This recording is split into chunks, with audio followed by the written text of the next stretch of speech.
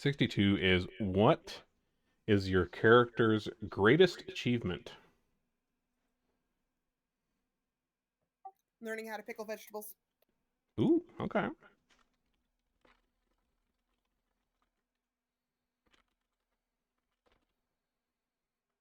Yeah, and of course this is, what you consider your greatest achievement. It doesn't have to be anything actually insane.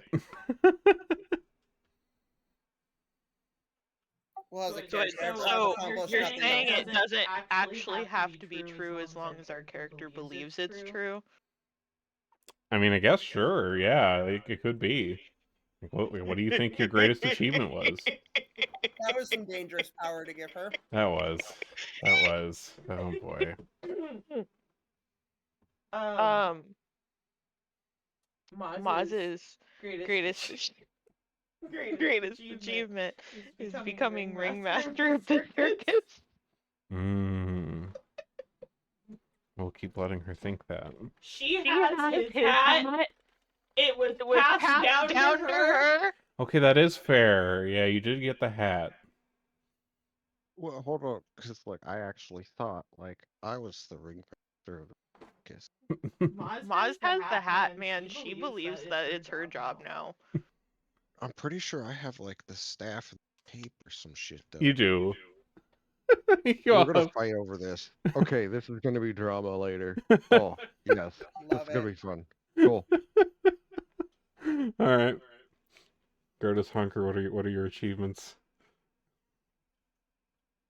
Grodus is alive. That's fair. That Demonstrably is alive.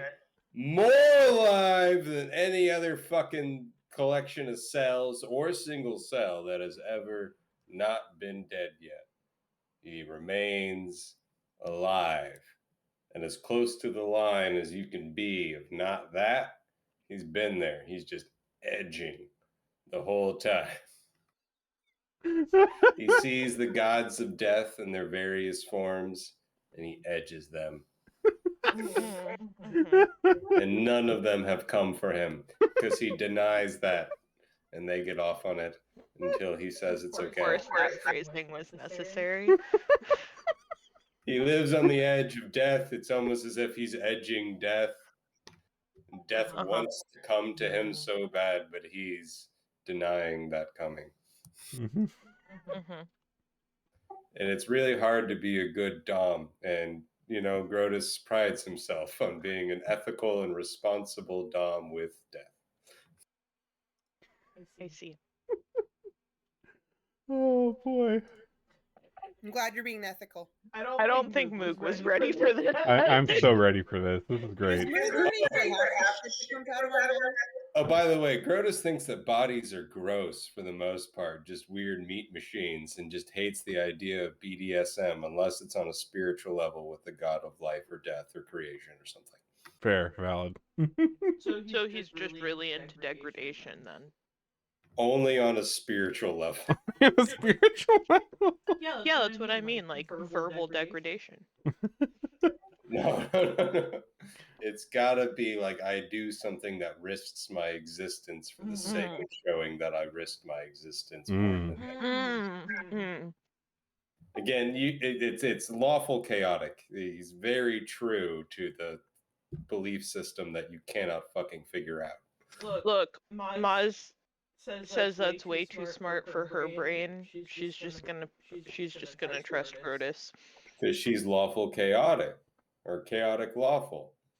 Yeah, the one that means your only belief system is that we should make things inconsistent. All right, Hunker. Mine is my fighter bitch. That is pretty cool. I've been working on it. So my greatest achievement has yet to happen. It will be. You're such a hard worker. So true. All right. So, does anybody remember anything at all about what happened last time? Every day is Honker's greatest achievement. That's the answer. Okay, what happened last time?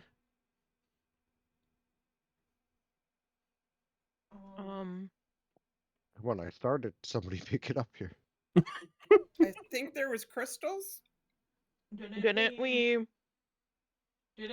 get stopped on the way into town because of the stupid vagabonds that Maz like thoroughly insulted?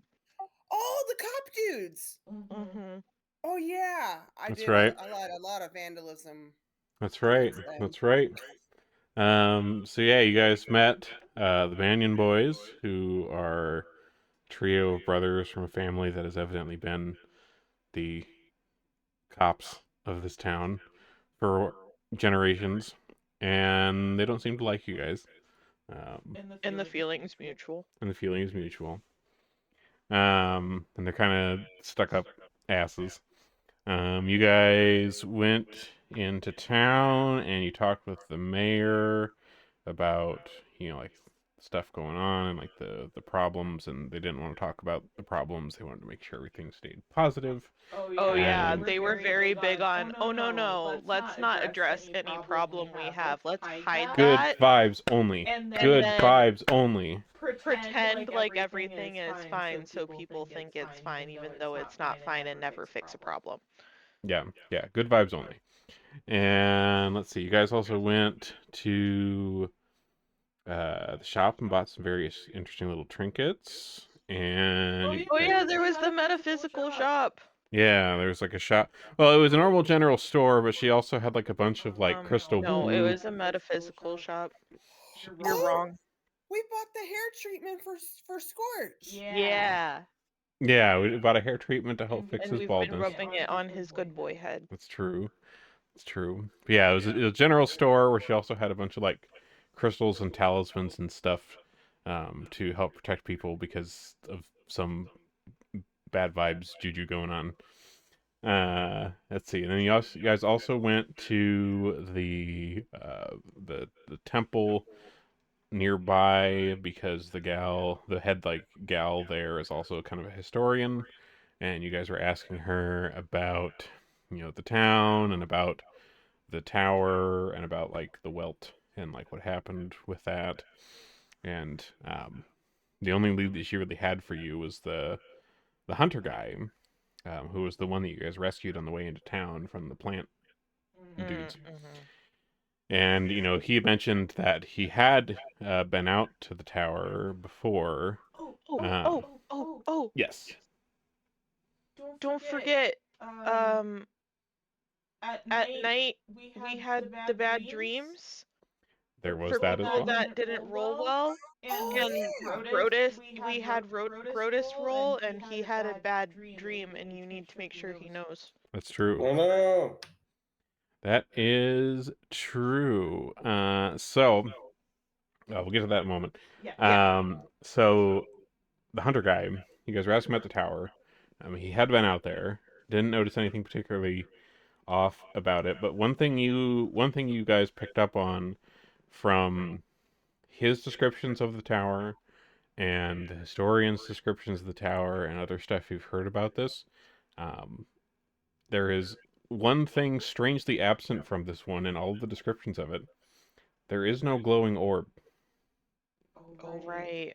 No one's talked about an orb on there. Yeah, no one has mentioned a glowing Which, orb floating above the tower. from our experience, probably means that's why the land is in such bad Yeah, state. something's up.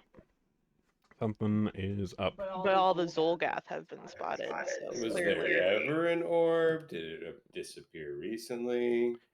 No one Uh, remembers there being an orb. No one alive remembers there being an orb. Or well, nobody that's been out there recently, because it's kind of remote, and especially with the welt, it's kind of just dangerous to go out there, and so, most people just haven't. Most people who have been out there haven't been out there in years and years and years and years. But the most recent account that you know of, within like the last like year or so ish, was this hunter guy, and he didn't mention anything about it at all. I forget. I know we asked the priestess or whatever this, But like, how long has the blight been going on in this area? I believe it was. I'd have to find where it was at, but I believe it has been several years. But it's only been in like recent Yeah, like months. creeped. Yeah, it's like creeped. And it's only been in recent months that it's like gotten to Willowside itself. And so like the area right around Willowside is now getting like affected by this, but it's Yeah. been like spreading. And that's why we were getting really mad with the mayor about her opinion on talking about negative things, because we were like, okay, but we could try and fix this for you and you won't talk about it, and so how are we supposed to fix it? Mm-hmm. Yeah. And she was like, it's not important. Yeah, and then the dreams thing, like every time you guys have slept, there's been some rolls that have been done. And Honker's had a dream, Maz has had a dream, Scorch also technically has had one. And Crotus, you've had one. You had a dream where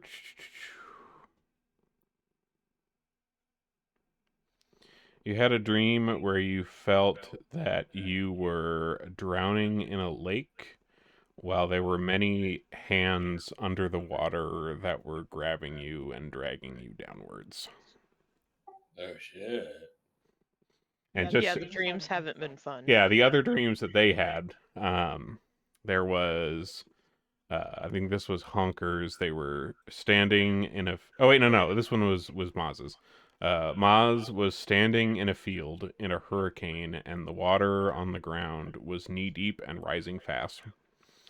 And then Honkers one was that they were tied to a, or not, no, they weren't tied. There was a enormous reptilian mouth filled with sharp teeth, like opening in front of them, like with incredible slowness. So they've had these things. And then they also did a whole bunch of like circus promotions, so that's already done. All we got to do is just who's doing what acts and what are you doing, and off we go. Okay, so everything else is already all done. So, that being the case, let me pull up the sheet here. And we can figure out who's doing what when. So, I forget, was Grotus here when we made our new friend? yeah, because that was the that was the session before. Okay. yeah, that was the session for. There was Magical Murray, who was the halfling gal who does like music and magic stuff. Yeah. That you guys met just off the boat. All right, so who are we wanting for our opener? Let me just pull up the list of. Well, I mean, tradition has been that we include the new person at least in one of the acts. So I guess it depends if we want them to be the opener or the main act.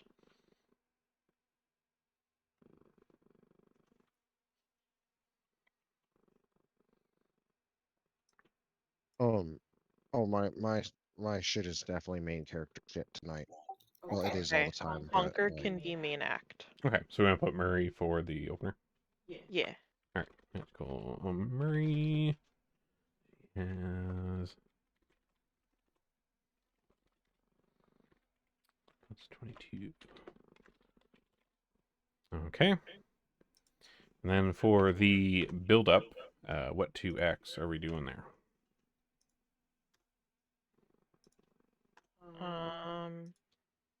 Brodus, are you wanting to perform in the build-up or the 3-ring? The build up. I'll get them warmed up. Okay. Okay, so then paired with Brodus, I'd say either the tightrope or the dwarven throwers. go with the throwers. Always a classic.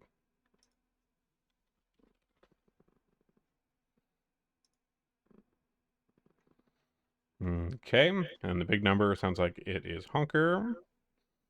Mm-hmm. And then for the finale.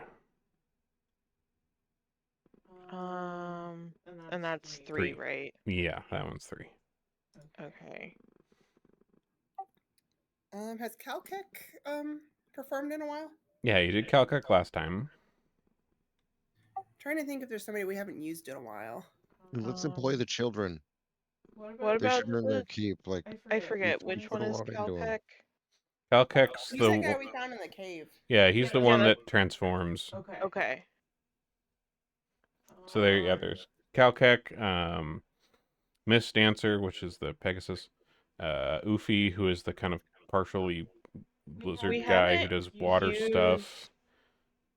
We haven't used the escape artist in a while. Mordain, you used them last time. Oh, I thought we hadn't used them in a bit. Yeah, we did. And then there's also the Sirens of the Spheres, which is the 2 kids who do the singing and dancing. There is Baralu, who does the singing to ghosts shit. There is the golem creature that juggles animals. And then the basic ones from the start. Well, Honker mentioned the kids with the Sirens of the Sphere, so let's go ahead and do their pick. Okay. Well, what if we did the Lamboni sisters, Okay. and then like the Featherfall group, and like kind of you got the sisters, the group of children, and then the family. Kind of wrap it up with some good vibes. I like that. It's good. Yeah. It's good. Okay. And the feather fall. Okay. So then that just means Braz and I need to figure out what we're doing. Yeah. Goblin shit. Goblin shit. Well, there's security, there's doing the lights. Mm-hmm. He's doing the band stuff, but I think Hunker usually Yeah. does that one. Well, if I remember right, I think Maz is gonna do security. Okay. Yeah, because that always helps negate any hecklers. Because I know, I'm pretty sure we bought beer again, Mm-hmm. and Maz doesn't trust the Banyan boys. Fair. Okay. I can never remember all the other little things. Let me pull a list up. Spotlight, band director. So animal handler, backup clown, band leader, carnival barker, clown coordinator, costumer, lighting, medic, pyrotechnic, security guard.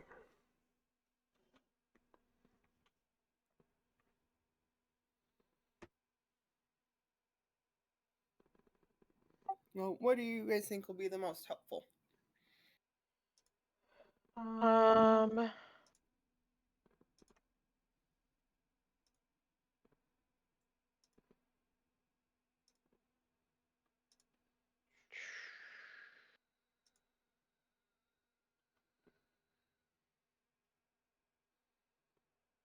have no idea. Maybe a medic. I was just thinking how it's kind of weird that we've never had one. We live dangerously.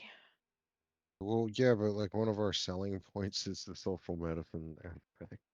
Hmm. I mean, you guys do have like nets that you purchased for the circus. That's kind of prevented any like injury. And I don't think none of the acts, because like the medic helps prevent injury from critical fails of tricks with the injury trait, and none of the acts that are performing have injury as a trait. So. Oh, just you wait, buddy. Okay,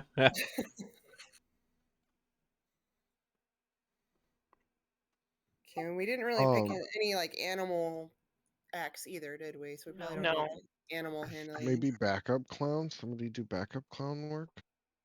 Yeah, that one lets you send in. So, like, if there is a critical fail, you can send in the clowns once per act, and having the backup clown lets you do that twice in case there's 2 critical fails. Okay, yeah, let's do that.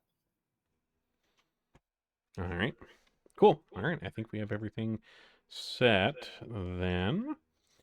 So, with that, you guys are it's the night of the circus, and everything's all set up. You're all getting prepared in the back part of the circus tent, and you guys are getting ready, doing your usual preparations, and kind of coming through the crowd, making her way through like the crowd in the back of other circus folks in the back of the tent.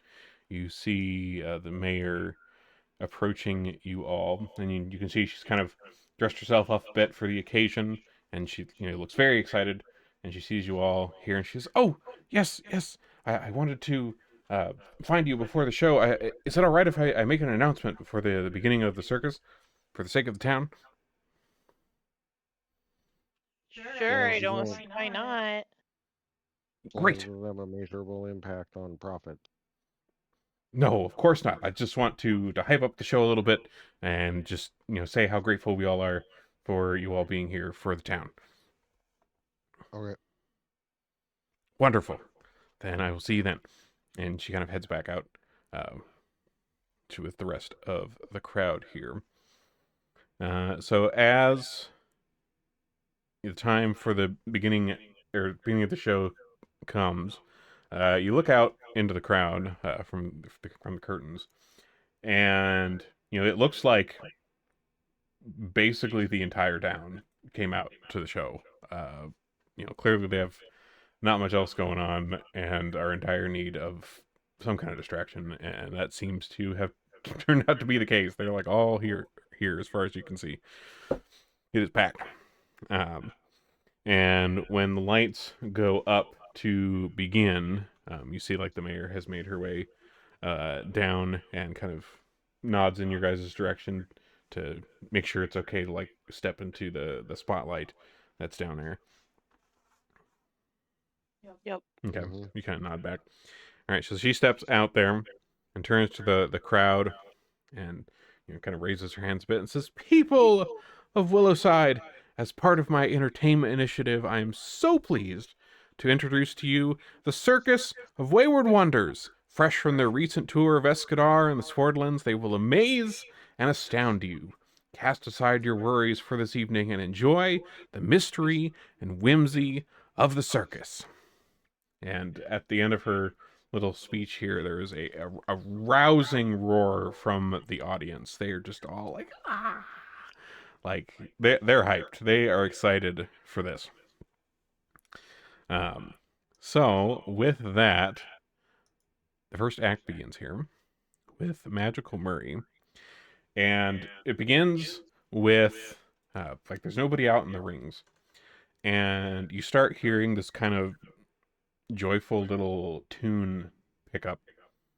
First with like a one instrument, and then a couple other instruments join in, and you see kind of coming out of like the dim light outside of the spotlight and into the spotlight what appears to be a kind of little parade of floating instruments that seem to be playing themselves. There's like a clarinet and like a violin and like a little drum, and they're all just kind of floating along, just like just kind of doing their thing. And at the tail end of this, like they all kind of get into the light here and kind of doing little circles. And at the end of this line of instruments here, you see Murray at the back, who is playing a flute herself, and is also kind of done up in this little kind of band looking outfit with the little shoulder pads and the hat and all the typical regalia for that sort of thing. And let me go ahead and roll her performance check here. All right, she rolls a what the bonus is.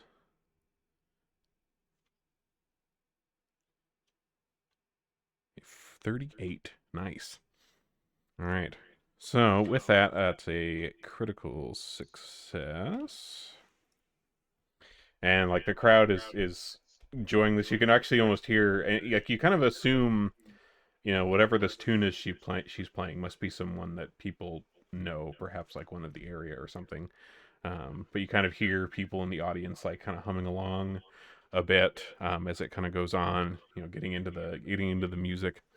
It seems to go quite well, and she continues her act here with she does this little flourish on her flute, and instead of just going along in a parade, the instruments in this kind of little movement all kind of group up with each other, and it's a pretty cool little sight actually, because the instruments form basically the rough outline of like the shape of a dude, like just basic like bones structure. So you got like like a clarinet for like part of the arm, and then like something else for another part of the arm, and like a drum in the middle or whatever. And the violin itself is like positioned so it looks like it's being like if there was a hand there, it would be being held like a violin, and it's getting played by this instrument construct of sorts. Very cool kind of sight to see. And Murray is kind of doing this little kind of dance in circles around it as it plays this little violin solo in the center of the ring here. And again, rolls a 38 on the performance of critical success. The crowd Clearly, we made the right choice putting Clearly. her up front. Clearly, this is Well going done, new friend Murray. hell yeah, very Yeah. cool. So like the crowd is loving this. You can see like some of the kids that are sitting down in the front row are just like absolutely enraptured by this this interesting kind of magical musical construct. And to finish out her act, uh, she continues doing this dance around, and somehow, and you're not even quite even sure how she does it. Each time she like passes between like the crowd and where all the instruments are, like one of the instruments like disappears, and like eventually it all just kind of they all disappear one by one, and you're not quite sure where they go or how. 'Cause, she's this little halfling gal, and they all disappear one by one. The instruments dropping out as it goes along, and then she kind of ends with this uh, flourish and seems to toss this kind of colored powder in the air, and then disappears herself. And she damn, nice. 39 that time on that particular check. Once again, a critical success. And She rolls really good. Can she be a fighter too? right? Just beating people with her instruments. Like we need another person that can just like roll reliably, because God knows Braz and I can't. We are a lot of things, but good rollers is not one of them. All right, so Murray's act finishes with that, and we move into the build-up with Grotus and the throwers. Grotus, what are you doing? I'm getting thrown by the throwers. All right. I'm doing Fantastic. that's got like the injury, acrobatic, aerial, water shit. So I'm throwing an acrobatics check. Okay, roll them up. Ha! Nice. A success. Then I'm gonna roll reflex check. As I acrobatically put myself into a situation where I could be, let's say this time the dwarven throwers throw me around in a mock cricket game. So I get thrown by one of the dwarven throwers into one of them that's hitting a bat. So I have to reflexively Okay. not get hit in the face, but rather in the forearms. Nice. With 36, that is also a success. You do not get hit in the face. Which will aerially project me into the air And then as I'm in the air, I very deceptively pretend that I am freaking out at flying in the air, like, doing like a Homer scream.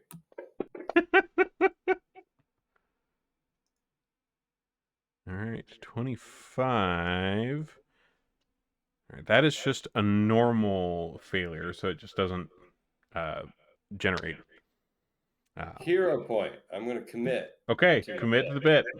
That's my hero point for the round. Hero point on that deception. I will deceive them. They will think my pain is real and funny. God damn it. Oh, that pain is real. But not funny. but not funny. Oof. No, Oof. it's still kind of funny, guys. All right, and then the throwers are, in the process of this with you with this kind of improvised cricket thing you've got going on. That's a cool little thing you came up with there. So let's see. Let me roll them up real quick. Let's see. So that would be just a regular success. That one's a critical success. It critically succeeded in not hitting you in the face with a bat.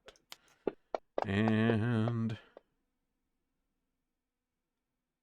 another success. Okay. All right. Which brings us to Honker. Okay, so while the throwers were throwing, Honker's been at work Oh boy. up in the eaves of the circus tent. And so as they finish, he finishes casting his private sanctum spell, mostly for the billowing smoke cloud that happens. And then he will dive down into it and do some tricks in the air for an acrobatics check for that portion of it. Okay.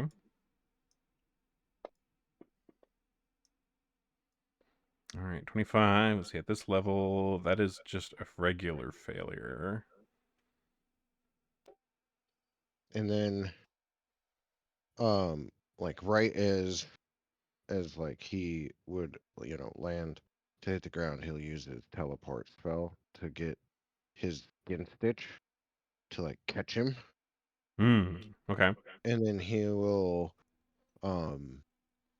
use prestidigitation to push all the smoke away as he kind of rises above the on the abdomen of this thing, holding one of the Aeon stones above his head.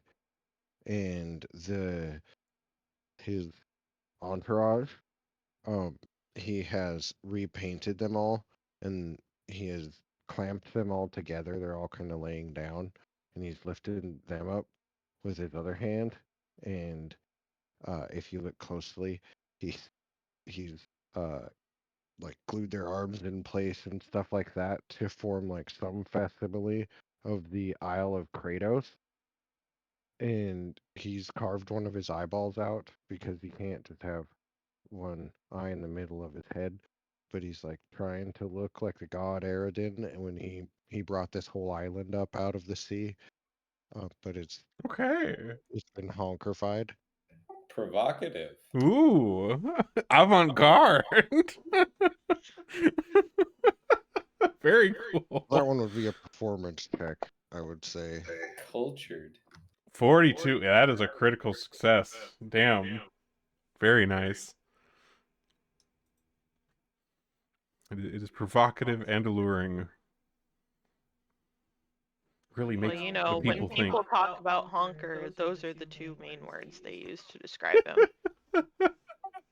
Exclusively those two words. I mean, they can't talk bad about me. Fair. That's fair. Honker, I'm going to say, go ahead, give yourself a hero point, because that was a very intriguing idea there for that act with the island representation. That was cool. Oh, and I made a picture of it. I remember now. This is also. Of course you did. Oh boy. So this is kind of hard. I couldn't get it perfect, but I did make a picture. I'll put it in the Discord right here. Okay, here you go. Oh my god. Oh Lord. I half wanted it to be drawn in crayon. The type of entertainment, I guess. All right. All right. Very cool. All right. So, Honker, you finish your act here. And so as you're, getting off the set here and the things are getting set up for the finale, uh there you hear like a sudden sound from above the tent here. And you look up. Everybody roll a perception check for me. Oh, wrong button. Sorry. So used to that performance check. That's a little better. Okay. So everybody, you all look up, hearing this sound, and see as massive gashes are torn in the roof of the tent, and you see these like through the shreds of the fabric holes that were torn here. Four Zolgaths who seem to be riding some kind of uh, Pteranodon, basically, um, come flying through these holes in the top of the circus and begin raining down uh, various arrows and throwing flammable things down onto the crowd below and yourselves, trying to cause as much chaos as possible. And of course, the crowd with this panics and is fleeing in all sorts of directions. And these Zolgaths are flying around up here. Everybody, roll up your initiative. Well, that's just rude. We were having a really good performance, and now you're ruining it for us. Like, I put work into this, assholes. You You could've did, at least waited till the show was over. right? Yeah, you just had like a provocative historical presentation. Absolutely So no rude. class from these fucking Zolgaths. I know. What were they raised in the Underdark? Wow, wow. I'm going to kill them and then stitch their skin back into something, and it's going to be a sentient being, and the only thing that it is going to do is be the thing that catches Grotus's vomit when he drinks too much. That's its existence. And it has to catch it in its mouth. That is Mm. the Yes, only appropriate punishment for eyes open upsetting our too. show. Yeah. Yep. Mm. Eyes I would open, argue mouth it's not open, harsh and enough. a fleeting pose in front of Grotus. Wait. All right, so let me get the map up here for you Yeah, guys. you made it weird at that point. I'm here to make it weird. You're welcome. Let's see. There, the map's Yeah, make it visible. weird. There's that. There's that. Share these icons.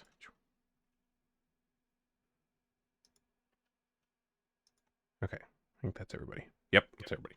Okay, so here we are, in the middle of the big top. Fire, chaos, mayhem, dinosaurs, as there tend to be.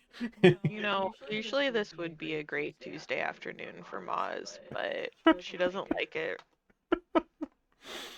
All right, Oh, actually, Moz, it's Wednesday. Sorry. that explains everything. Yeah, that explains everything. No wonder. All right, so we start off at the top of the order here with one of the Zolgaths, and you see it kind of pull on this kind of rough saddle of some kind it has on this creature. And let's see, which one is this one? I think that's that one. Okay. So you see, he kind of pulls on the saddle a bit, and him and this Quetzalcoatlus evidently fly in this direction kind of into the middle of this group here. Let me move him too, because he's riding it.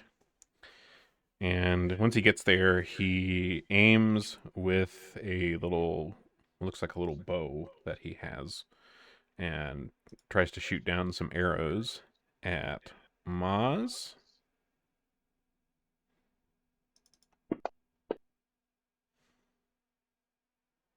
And hits.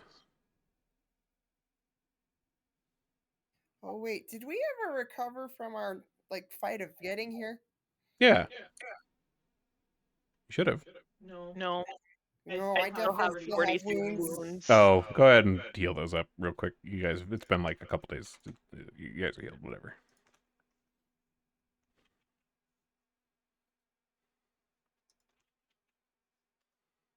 Oh, good. I can make them hurt even worse. Yeah. You guys are rested. This ain't no Grimdark dungeon crawl. All right. So, shoots at Amaz with its composite shortbow here. Hits and does a little damage. And then also fires an arrow at Honker. Oh, yes. Maybe they were insulted. Critically misses. It thunks into the sand next to you here, Honker. Which brings us to Honker. Your reply. Everyone get their raincoat ready.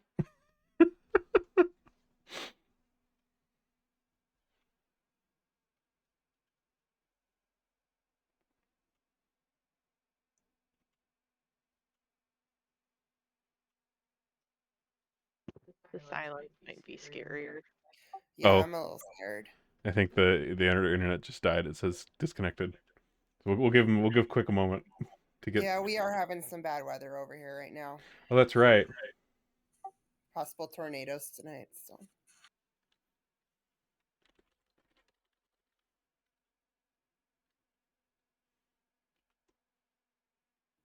Uh-oh.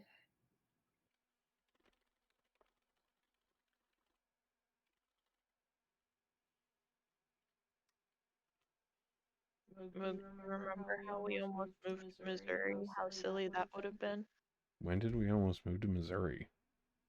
When we were getting ready to leave Utah, St. Louis was one of our options. Hey, St. Louis is great. We were considering St. Louis or Minneapolis. Were we? Yeah. Oh. But Because if we we were would looking actually move to for St. Louis, then Riz, you and I could be crochet buddies. That's true. True.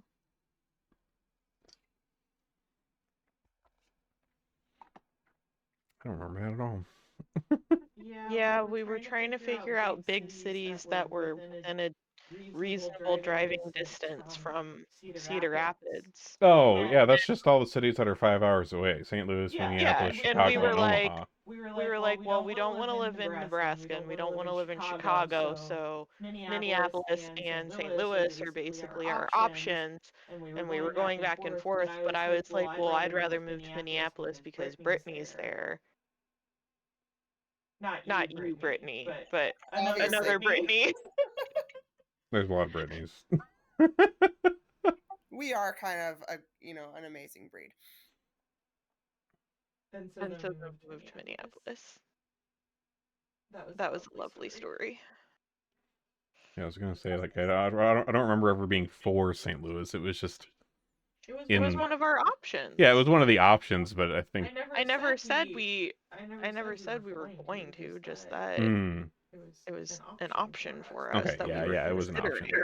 Yeah, It made the other places look better. it did. Yeah, Just like Minneapolis was much how nicer. I kind of wanted to move to like Seattle or Portland area, but then we were like, oh well, we don't know anyone out there.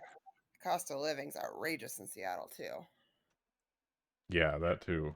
Because I was gonna move to Seattle. I just wanted that PNW weather. Yeah. Fair. I wanted to move there because medical jobs were so good, but Oh yeah. Oh yeah, that Mm. is for sure. terrible. Gotcha. Hey, welcome back. Sure. I'll let you get all I'd- loaded in. I'd say that you could move here because there's a lot of medical jobs, but there's also so many nurses strikes. I don't know if you'd want to. Well, I good mean- thing I'm not a nurse. Well, I mean, nurses strikes means they're probably getting better shit with every time they do it. So, No, Well, the I- nurses at our hospitals were on a strike, and it's because they were asking for outrageous things they were never going to get, like oh, not Oh. working weekends and asking to make as much as nurse practitioners. sorry, the hospital's closed on the weekend. Don't injure yourself, please. No, they wanted all the travel nurses to work all the nights and weekends. Oh, I see. Like, yeah, What? that's really gonna be Yeah, a that- reasonable I'm- ask. That would not be very sustainable. I'm If you sorry wanna if work nights and offends weekends, then go work anyone that outpatient. might watch this stream, but if you want weekends off, you shouldn't be going into any nursing position or any medical position. I'm Yeah. medical. I don't work weekends. 'Cause I work outpatient. Okay, nursing position then. I mean, I'm technically in nursing staff. I'm a medical assistant, Mm. but I work in a The- doctor's office, so we're not Yeah. open on holidays. Yeah, it's not like a weekends, big nights. hospital thing or something. Yeah. I put in my time doing nights. I suffered in the trenches. Did I worked 12-hour night shifts while going to college? That was Oh, hell. that's gross. Yeah, I get off a 12-hour shift and have to go to school for 5 hours. God, fuck all that. All right, Hunker, were you able to get back in and get your stuff back up? Yeah, I'm ready to rumble. Okay, well, it is your turn. It is your turn. Your reply. Okay. I'm a fly. Is that what you said? And I said your reply. They tried Oh. to shoot at you. They did. Oh. They did miss though, but you know they've already caused Yeah, some can I other have problems. the map? Oh yes, of course. Let me. No, you have to remember it. Imagination.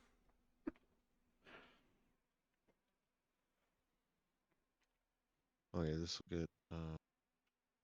Okay, so what I will do is I will use one focus point to cast my lingering composition. Okay. So I got to roll a performance check, and you set this DC. It's usually at a standard DC to the highest level target of my composition, which will be the enemies. Okay. Gotcha. Because what I'm trying to do is cast Dirge of Doom on them. Okay. So I'll roll a performance check. That is great. That would be like a critical success. Okay. So the Dirge of Doom then will be a 30-foot emanation around me for 4 rounds. Okay. So I think Rather than that just definitely one hits round. the ones close to. Let me see. 5, 10. Okay. Yeah. That hits the 2 that are on that half of the map. Okay. And their riders. So the Perfect. Quetzalcoatl's and riders. Is this something that's targeted to enemies only, or do we need to avoid you, Honker? No, it's just foes, so you just need to be kind. Okay. And then Look, I don't ever assume with spells.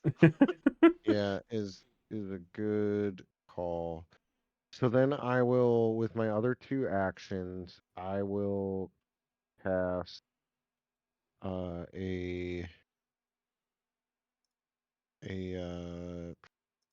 there's none of the crowds people are within like range, or they don't seem to be attacking those people, right? I mean, there's kind of just like general chaos towards, the crowd just from like they tossed like some alchemist fires around. And, so there's that business. And some of the other circus people are trying to do what they can to like put like, fires out. But, it's just kind of general crowd chaos as they flee. Okay, It looks like there may have been some injuries when they initially like came in and like were chucking shit around. But there wasn't like anything. They're not directly going after them. It seems at the moment they're all still kind of up in the air. Okay, so then what I will do then is Which one was the one that shot the arrow at me? The one closest to you, the one right to your northwest. Northwest. Okay, perfect. So that one, I will also cast Blistering Infective on him by informing him of exactly what I plan to do to him and his kin and all of that. I motion to my Skitter Stitch like in the corner to prove that I'm serious about what I'm talking about. Like this is reality, not a threat. And hero roll will save. Oh, I'm gonna hero point that most definite. Wait, no. He I want him to roll critical poorly. fails. He Yep, critical yep. fails the will save. Perfect. Oh, this is wonderful. So, um, I'm a little scared, but I'm also excited. Let's go. so now he'll take 4d6 persistent fire damage. Ooh. Jesus Christ. I'll Mother. adjust the die, but then I need your help because I don't have one of these built for it. But he's already frightened because of the Dirge of Doom, but then he's like triple frightened, so he should be frightened 3 now. Yeah, which basically means he has no actions, I think. Because I He's think it's scared. just like a raw -3 to some bullshit to like all of his bullshit. what is the frighten? Oh, I think. Oh, I mean, I'm confusing it with Maybe. other. Oh, it might be stunned. I think I'm confusing it with the stun that Grotus does. Yeah. Okay. Oh, it's psychic damage. Never mind, not fire. I remember we talked about this. We adjusted. Oh, okay. So let me add that, and then I'll drop that on him. Yeah, frightened is just a minus to your checks and rolls and shit. That's okay. what I was thinking. Cool. Okay, perfect. Okay. Yeah. So if you could just adjust his 1 to a 3, and then that's my turn. I'm pissed. That's all that matters. Fair. All right. So let's see. This Honker was having such a good night, and they just had to go ruin it. they Yeah. did after his avant-garde machinations. I tried to do like a religious performance and It was his everything. That was some good masterpiece. shit. That was some good shit. Yeah, I told you that was going to be like the pinnacle, like my thing. You know, it's actually very like, and I love this because it like wasn't planned either, but like it's very like metaphorically consistent with the lore of the story and like what's going on, considering you did this whole like little like pantomime thing of Eridan raising up all of the orbs and then the fucking Zolgath show up to try to fuck it up. Like Yep. that was perfect. Yep. Did not realize, did not do that intentionally, but yep. That worked out I see the so irony. nicely. Like the good shit. That was awesome. So all right. So this Zolgath on this Quetzalcoatl over here swoops down with this and tries to kind of have, as he flies by, has like the Quetzalcoatl just try to like attack you with its beak. Grotus here. So let me roll. Let's see.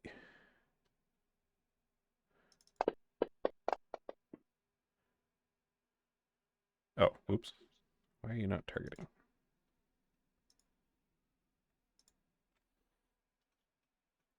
See, let's see. Well, I'll just take that number. Would 30 have? 30 would not have, because Grotus is 31. Okay, so swoops at you, tries to get you with that, and then, pulls up again with, like, the bird, and does, like, another dive with this attack on you. Critically misses Braz. Okay. Well, I think these two boys in front of me are gonna learn what alchemist fire tastes like.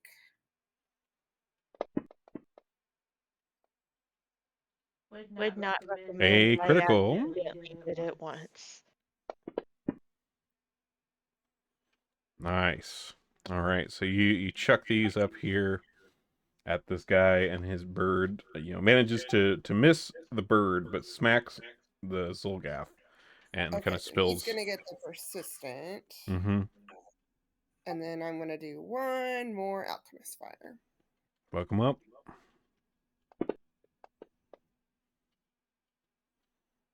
All right. Another hit.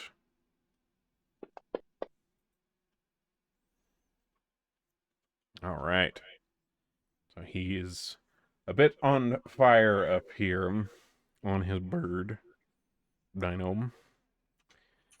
That's my turn. All right. Scorch. Okay, and I apologize. I did not look at all his Oh, cool you, stuff, that is, so I won't be doing anything amazing with him. that is fine. So I'll have him move up closer there. Oh, here, let me unlock the tokens so you can move them if you need to.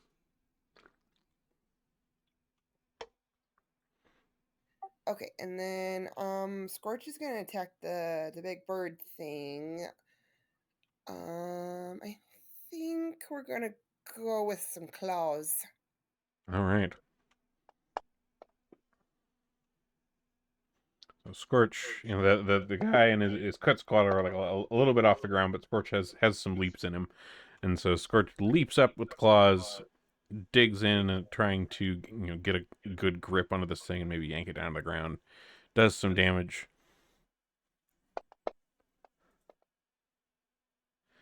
Tries again, misses. The bird manages to dodge out of the way. Okay, now be Scorch's turn. Okay. Grotus. Let's do it.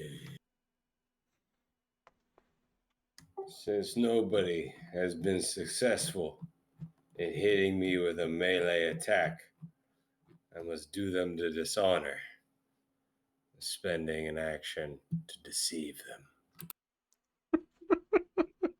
That'll probably be one of my other actions. Because first, oh no, I have the thing. I have the thing now. I don't need to spend an action on stumbling stance. Oh, that's right. Stance Yeah, you got that survive. feat. Mm-hmm. As soon as he sees weird big birds, he's already a stumbling and a swinging. And from years of different types of games and bars and games involving prestidigitation, he knows that when there's a big enemy and a small enemy that seem to be coupled together, the small enemy is probably your priority. All right. So he's going to stumbling strike, flurry of blows on the Zolgath Herd Tender 10. Okay.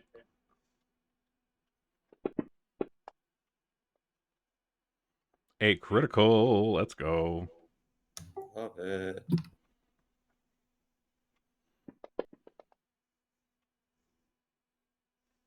All right, good. Nice. Next one, and then he's also going to have to do the save against Stunning Strike. That's right. That happened. But yeah, save, make a Fortitude save, I believe. Fortitude save. Let's see. What's the plus on this guy?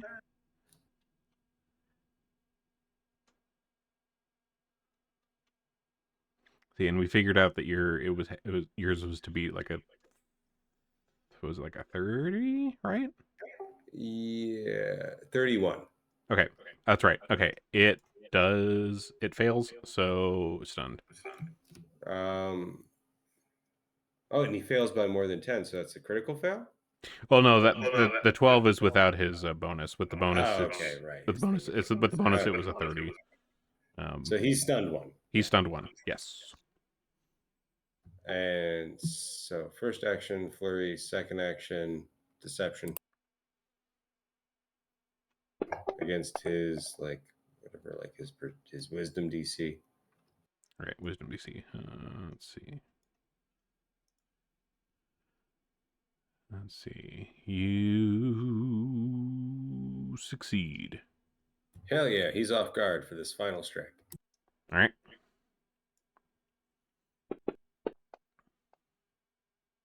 Ah. Okay, that's my turn. All right. So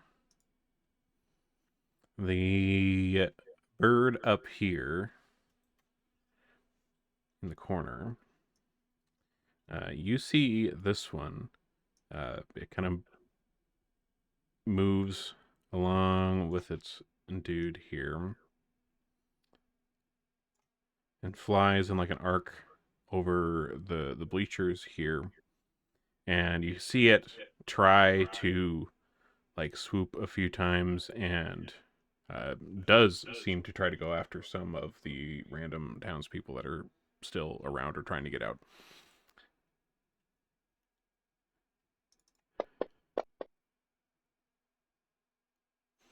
All right, and it does manage to hit. You see some, random townsperson guy get just like beamed by this passing flying dinosaur creature. When you see the people around him, they scream, they yell, they grab the guy, they catch him. He kind of gets knocked out. It looks like it's hard to tell from where he's at. But the other people catch him and they keep pulling him outside with everyone else. And then the bird, once again on its other action, tries to swoop and misses on that one. The Zolgath on the bird down by Braz is on fire. Go ahead and roll the persistent damage on that alchemist fire that you hit him with. I set it on him, so it should do it automatically. Oh, it should. It doesn't look like it did. Let me see. Oh, never mind. No, it did. I see it. I see it. Okay. So he is on fire. And he kind of uses an action at the start of his turn, trying to, kind of pat himself out, try to get this stuff off of him. This, alchemist fired. What is even in those? Is it like just a Molotov or? I don't know. I don't know. Alchemist fire is traditionally a fire that can't be put out by water. That's right. I don't know. It goes boom, makes things fiery. I'm just an alchemist. I don't know what this shit is. I just blow it up. Pretty much. Yeah, so he's trying to like get this to go out on himself, and it's like distracting himself for a bit with this, and kind of jerking around on top of his bird here, in his saddle, and he tries, doesn't seem to get too much avail, but you can see he's like clearly pissed, and he tries to shoot down at you, Braz. Oops, let me select the right person, and shoot at you with his short bow. Ooh, critical. So, boom, shoots a crossbow bolt, or composite bow bolt down, or actually just be an arrow on a composite bow, arrow down into you, Braz. Hitting you with a crit. And he tries to pull up another one here, and critically misses that time. No such luck. I'm gonna set you more on fire. All right. Maz. Wee.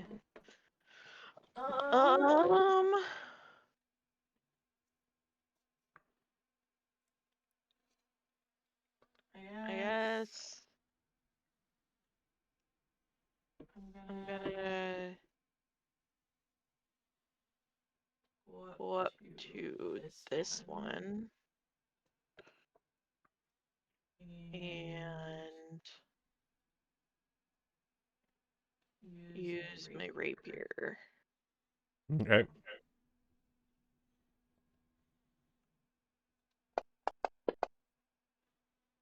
Ow. Oof.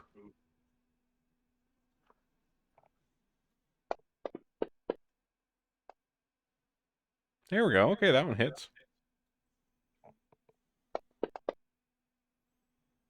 Nice. Nice. And that's my turn. All right.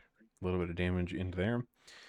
All right. Next up, you see over in the northwest corner of the big top here, amongst the crowd, you see a figure who you guys kind of recognize, Braz especially a little begrudgingly.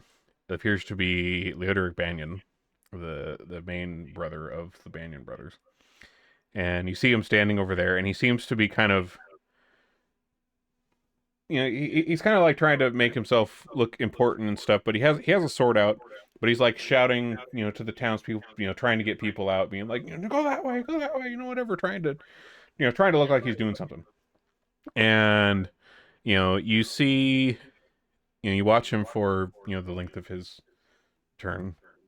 And in terms of all the stuff that he's doing over there, you see him mostly alternating between just kind of trying to look tough and get people to get out of the big top safely.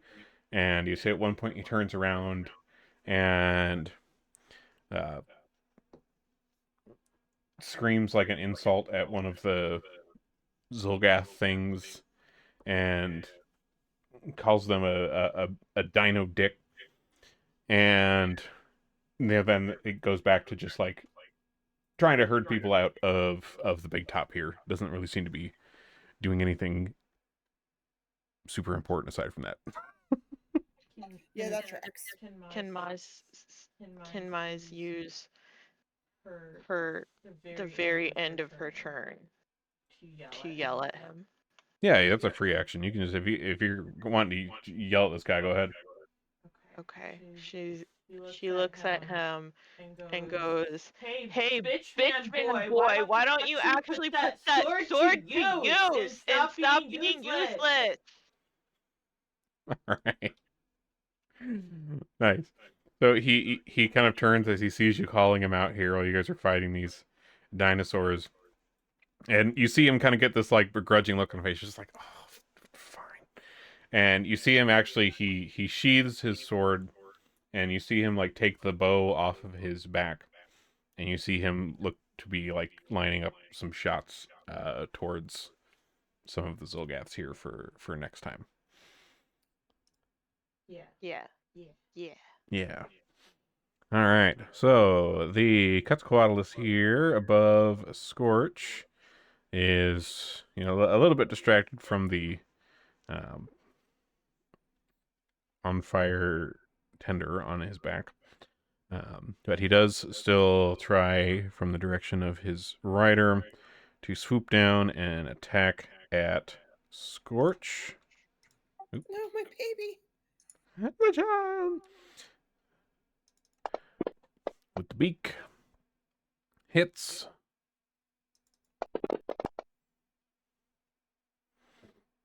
And one more time. With the talons. Critical miss. Oh, thank God. Can I pet that dog?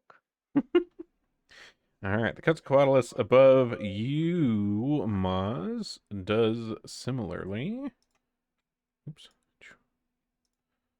All right, and they are frightened from the Dirge of Doom.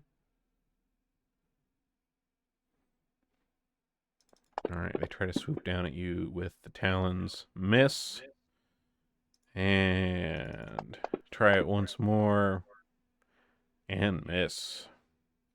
I'm gonna need these giant birds to quit trying to steal my dog and my sister. Those jerks. Personal vendetta. All right, the one down here in the bottom right next to Grotus is also frightened. All right, and they swoop down with their beak, trying to poke at Grotus here. All right, and get him with the beak. And then once more. You fool! Now you're off guard. Critical miss. Okay. And then finally here, the Zolgath riding the Quetzalcoatlus to the north.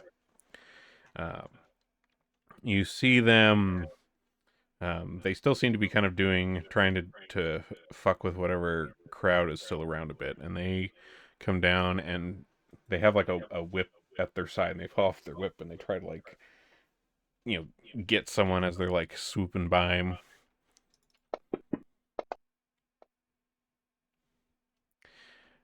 Oh, that's not supposed to be it, bras. Oops.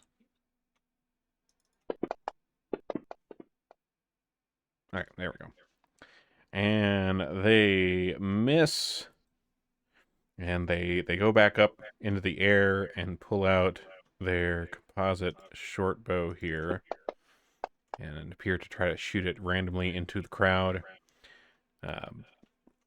Grazes the side of like someone's head, it looks like, but otherwise doesn't directly hit anyone. Brings us to the top of the order with Leodric Banyan, who has his bow out, composite longbow, actually, instead of a short bow. And he pulls back an arrow and shouts in the direction of this one that's been going after members of the crowd. So let's shoot at... Oops, come on, Leodric. Not Scorch. There we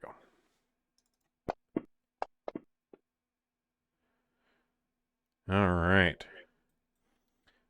Misses.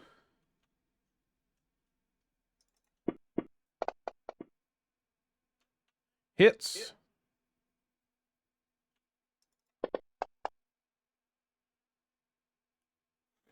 All right, so he shoots at this Zolgath on the back here, and then lets out a "Get the fuck out of my town!"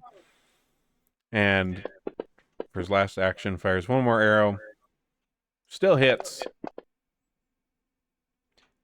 All right, 2 arrows from Leodric up in that guy. Braz. Let's have some barbecue. All right, hit and miss. Nice. All right. And one more. All right, hit and a miss. Very good. All right, so yeah, this particular Zolgath and Quetzalcoatlus are kind of freaking out a bit. Like they're getting burned all over. There's alchemist fire on both of them. This one's kind of having a moment. And that's my turn. All right, Grotus. Time to grow it up. Who bit me? That would be the big Quetzalcoatlus right next to you. Who fucking bit me? Oh no, somebody bit Grotus. You beautiful, ugly bird. Stay out of my way. I'm going to keep punching your master. Herd tender 10. Dip your ass in wing sauce and eat that tender. Who's I for will... nuggies? First, I deceive you. Hoo-ha! Against your wisdom DC. Herd chicken tender. It is not very wise. You're good. All right, herd chicken tender, you are off guard for this buffalo sauce. 2-piece combo with the soda. It hits. It's a hit. They love the combo. To be fair, I think that alchemist fire is buffalo sauce. There's supposed to be +1 damage to that. Okay. On account of the stuff I have with backstabber. That is right. I will fix that on that bird. Let's see. On the on the tender. On the giant chicken tender. God, I want some chicken tenders now. I'm trying to make this chicken tender boneless. Get out of my way. We had some Korean chicken tenders around here the other day, and that shit was great. Oh, you just reminded me I never started that rice. I'm just about to karage this motherfucker. Oh, hell yeah. All right, and then the next one.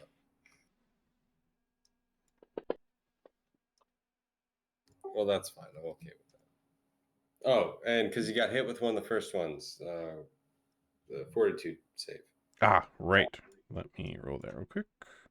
Oh, hold on. He should be frightened. Oh, he is frightened. Yes. I can add. Okay, cool. Thank you. All right, fortitude. All right, even with those, it is still a 35. So that we're just making it work with all these debuffs. Stacking them up.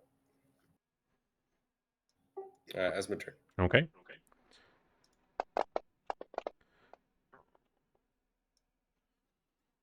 All right. So you do notice, Grotus, like from the bites that you got from this Quetzalcoatlus, you're taking a little bit of damage from the bleeding, from where this thing bit you.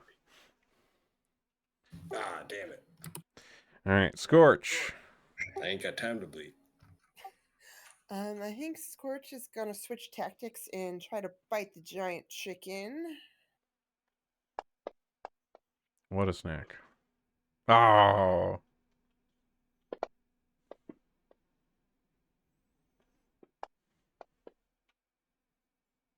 There we go.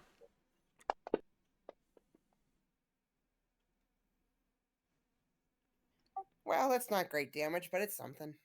It's something. All right. Quetzalcoatlus takes some damage from the fire. And Scorch seems to take some damage from getting bit by this bird. He's bleeding. Maz. Me. I'm just gonna keep attacking the one in front of me. Stab and go stab. It was mean to me. And you got a critical on it. Nice. Oh, that's a lot of dice. Woo! Very good. Very nice. All right, so you lay into this thing with just a... Goblin noises. Oh, and a second Oh, critical hell has hit the Quetzalcoatlus. Maz Woo! making a comeback. Mods is just still... It's just a regular hit, but it's still a hit. Whoo! Moz I just... was really angry. Moz laying into this thing with the Clearly. rapier. Holy moly. Do you feel I- better after hitting the big chicken? No, it still ruined Honker's big day. Well, it sounds like there's more stabbing to do then. You did so good. Speaking of which, we now have honkers. Somehow it actually rolled all 5 of you in a row, one after another, for once. What are you doing, honker? Because I always forget on their turn. Mm-hmm. I'll apply that persistent fire damage, that one dick on my turn. Ah, okay. Yeah, go ahead. I thought it was psychic. Or psychic. Burn. Psychic, yeah. It's the spell reads fire, the damage is set. Weird. All right. Your invective continues. And then Honker will just continue, like like you said, the invective continues. Like he talks about how the Quetzalcoatl wings, he's going to stitch them in between the legs of his Getter Stitch. And again, he just points at it. It's a fact. This is going to happen in his mind, which that, of course, is going to inspire courage in his allies. Yeah, of course. The horrors, they're beautiful. We think so. Whether that is by choice or by force, we don't know. Doesn't matter. Yep, doesn't Doesn't matter. matter. It's all good. All right, so those folks are all inspired, but he's like saying all this in like a little bit of a cadence, and his his formerly idol of Kratos looking entourage has like broken themselves apart, and they're kind of like woodenly whistling a little bit. So he summons Jack in the Box to help add to the music for him. Of course. It's only natural. It makes sense. All right. That's my turn. Cool beans. All right, now it's everything else's turn. So, Damn. all right, so the Quetzalcoatlus that's down here by Grotus. Once again, tries to grab at Grotus here. Misses. And misses. Goddamn. Grotus is a slippery motherfucker. We covered it. Dodge and weave and Always dodge. oiled up. These talons are coming in hot and fast, and you just I'm made of lipids. lipids. All right. All right. The Quetzalcoatlus that's here by Maz is reeling still from this absolute stab fest that got reamed into the bottom part of it. It is suffering and it is hurting and it is mad. And so it attacks at Maz with the talons. Hits. And grabs Maz with the talons.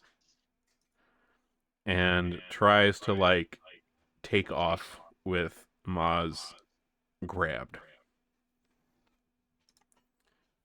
The Quetzalcoatlus up here,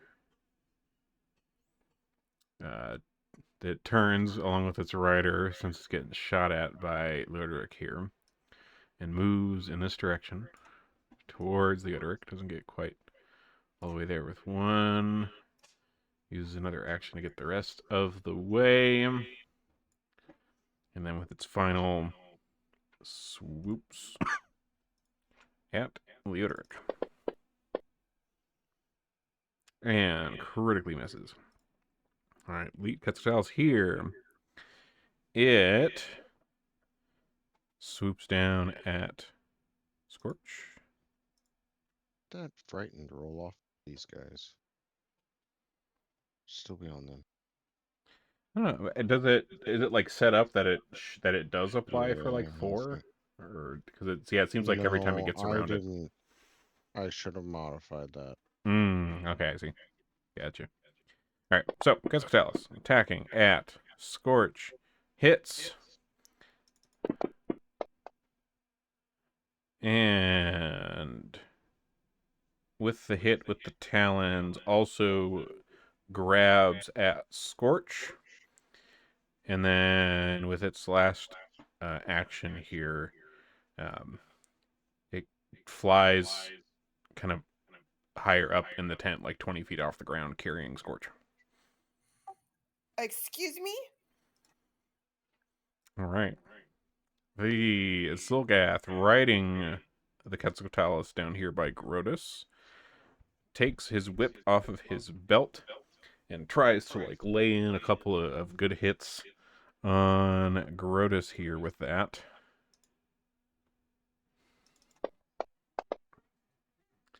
Misses. Hits. And misses. But gets a crack across one of your shoulders there, Grotus. You fool, you absolute boob. That's exactly what I wanted. Oh, man. Ah, oof. I like this in ways that make you uncomfortable. Exactly. All right, the one up here above Maz. You see it like looking angrily at you, Maz, here since you just stabbed the fucking shit out of its bird. And it, with its not crossbow, its tiny composite short bow, shoots at you. A win.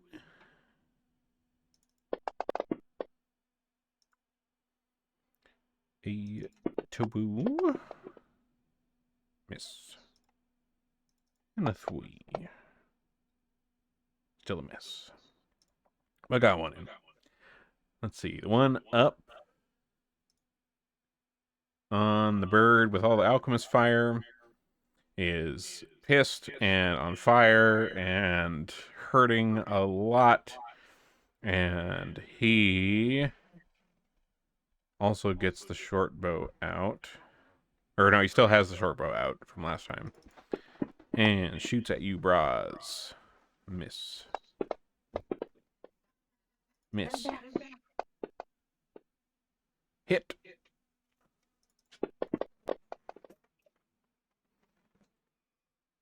You're currently picked up by a Quetzalcoatlus. Oh, that's fun. Yeah. Okay. Yeah, and then you got an arrow shot into you by the guy riding that Quetzalcoatlus. Okay. Yeah. Fun times. All right. Persistent damage on that guy ticks off for the fire. The herd tender up by Leodric. He also pulls the whip off and tries smacking into Leodric here. Why is it going twice? Oh, for some reason he's also targeting himself. Little self-flagellation in there. Whatever you gotta do. Yeah, whatever you gotta do. What is he, who knows what these dino guys are into. Alright. Smacks Leodric a couple times with the whip here. Which brings us back around to the top of the order with Leodric. And also somehow again all 5 of you in a row. Damn. Yeah. That never happens. That's pretty cool. Alright, Leodric with the longbow. Trying to shoot more into this bird. A critical. Ooh. God damn. Like, Nice. direct fucking hit, point blank with a longbow. Pretty much. Fun times for the bird. Oh, a second critical. Whoo! Alright, this one goes, like, directly through the skull. Like, this bird is, like, maybe 5 feet away from this longbow. So it's just right through.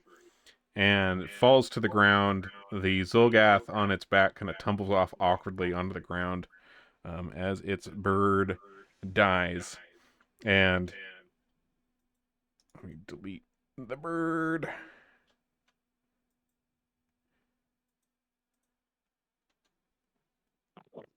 Fuck, which one are you?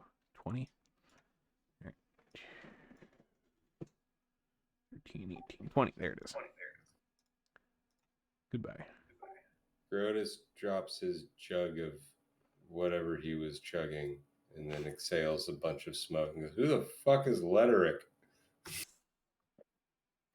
Don't worry about it. He smells like farts. He fucking kills like farts. Good God. All right, and his last action here at Leodric just like runs in the direction of the guy who's left there, just like pissed. Brings us to Grotus. Glad I called that guy. Billy Madison reference. Anyway, in Grotus's mind, yeah, just Steve Buscemi showed up with a sniper bow and killed this. All right, so this Zolgath who whipped me good is uncomfortable by the way I am touching that wound. And so he is going to be off guard. An understandable explanation. I just come at him like fucking... I just come at him like Tim Curry, just all horned up. Bam! Woo! +1 because he was +1. Guard. Yep, right. And another one. Still a hit. Get very fucked. Next action is gonna deceive. Okay. All right, that one just fails. Wisdom DC. Okay, so not off guard. Final strike just for funsies. Okay.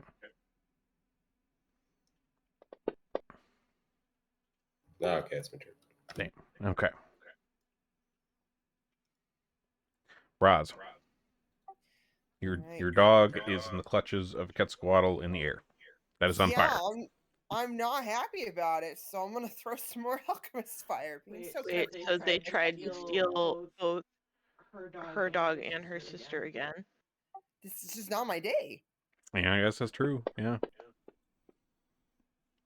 Ooh, double critical on the alchemist fire. When has that happened? Never. Damn. All right. The tender is a tender with all this alchemist fire. And looks like so is the Quetzalcoatlus. they are both toasted and come back down to the ground, and with with these things dying, the talons kind of loosen a bit, and Scorch manages to wriggle out and kind of jump out of the way. All this thing kind of unceremoniously thumps onto the sand of the big top floor. Both of these are deado. Who's for barbecue? It does smell a little like barbecue, kind of a stinky barbecue, but there's a bit of meat. All right, look at her tender 7. All right, and you still have. I think you still have one action. I think you tossed No, twice. it takes an action to craft. Oh right, you did. Okay, then you're all set then. Sweet. Moz, the bird in front of you is not looking too hot from your little heckin' JoJo rapier stab madness last time. You are currently grabbed by said bird, which is kind of bleeding all over you, and you have an arrow from the guy who was riding said bird.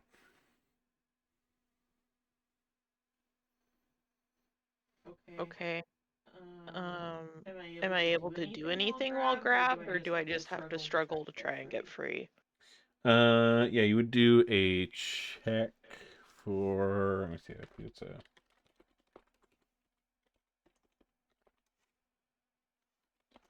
Let's see what. I can't remember how the rules work for that one in this.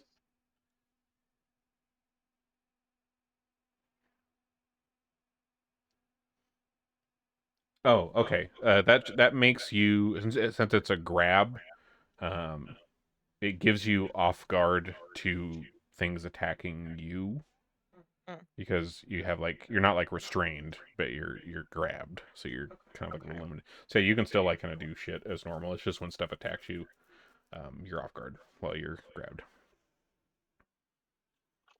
Well, that won't matter if I kill it fast enough. That's a legitimate strategy.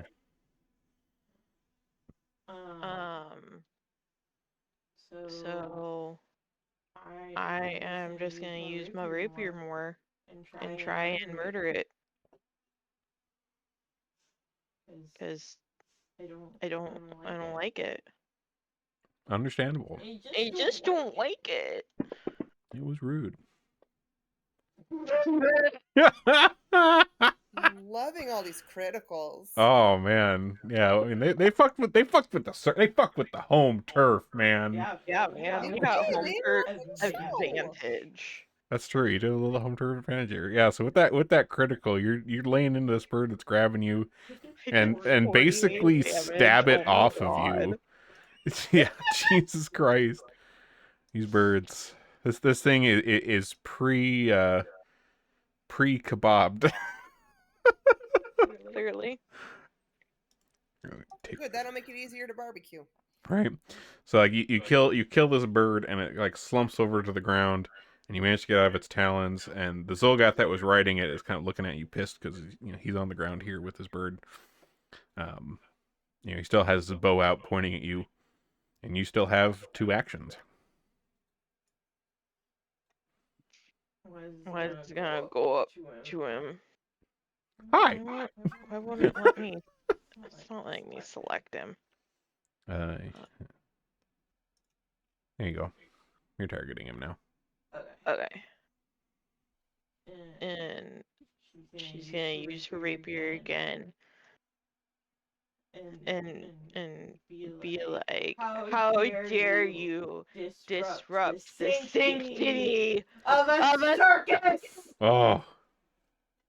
Truly vile. And it hits. All right. So you walk up and say this, and just get a nice jab in there. That one misses. Okay. That one misses. And then I end my turn. All right. Scorch is no longer grabbed by anything. They are both dead. Nice and toasty. Yes. Where's Scorch going? Hold on, I gotta look at something real quick.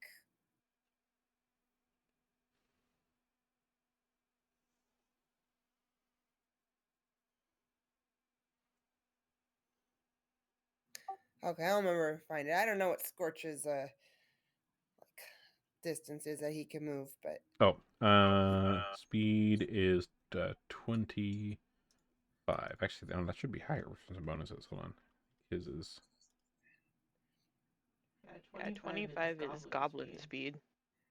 Yeah, Scorch is definitely higher than that. Oh, here it is. Speed. Yeah, I believe his. We'll set his at 35. That makes a little more sense for a wolf, okay, especially a so big fucking wolf. It'll still take about 2 moves to get over here, and then he'll. Not to mention he's aerodynamic because of his haircut. Yes. Right, but that's going back. It's growing back. The aerodynamics are going down. And then he will try to take a bite out of this jerk that shot Moz. Taking a bite out of crime. Let's go. Nice. Chomp him up. Hell yeah. Okay, that's Scorch's turn. Okay. Honker, things are rolling. Persistent damages are happening. What are you doing? Yeah, I'll do that. Persistent.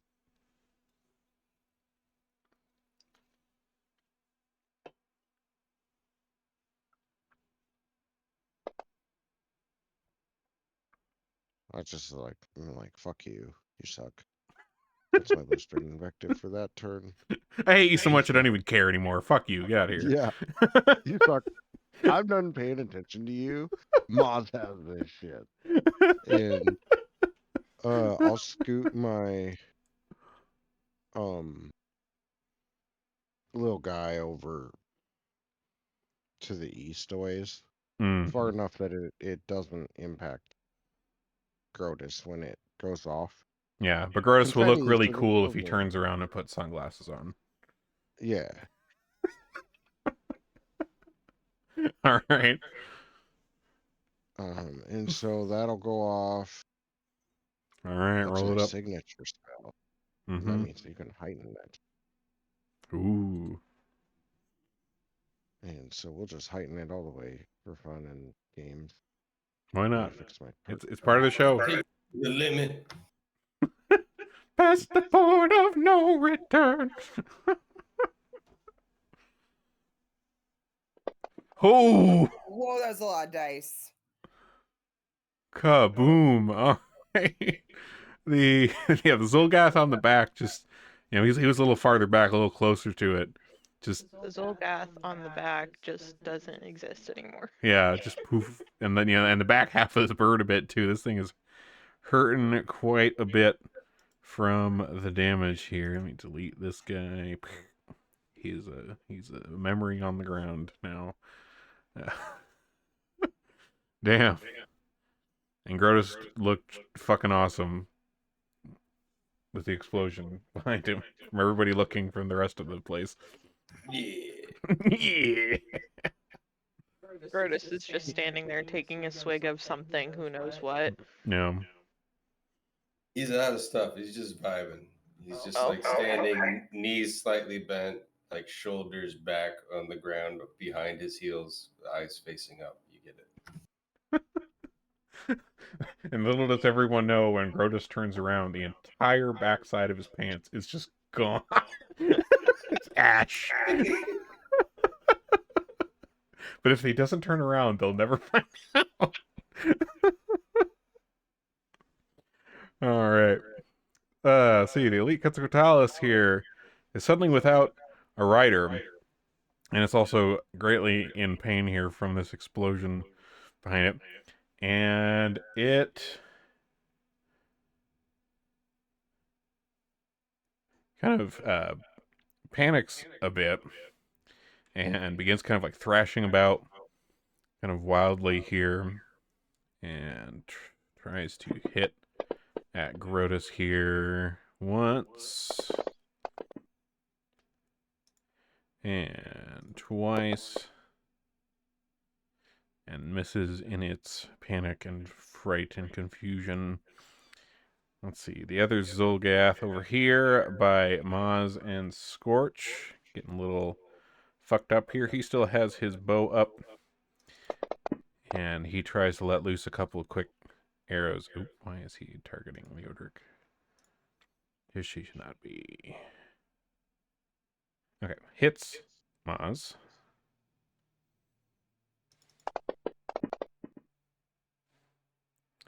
And quickly pulls a couple arrows out of his quiver here, misses, and critical misses.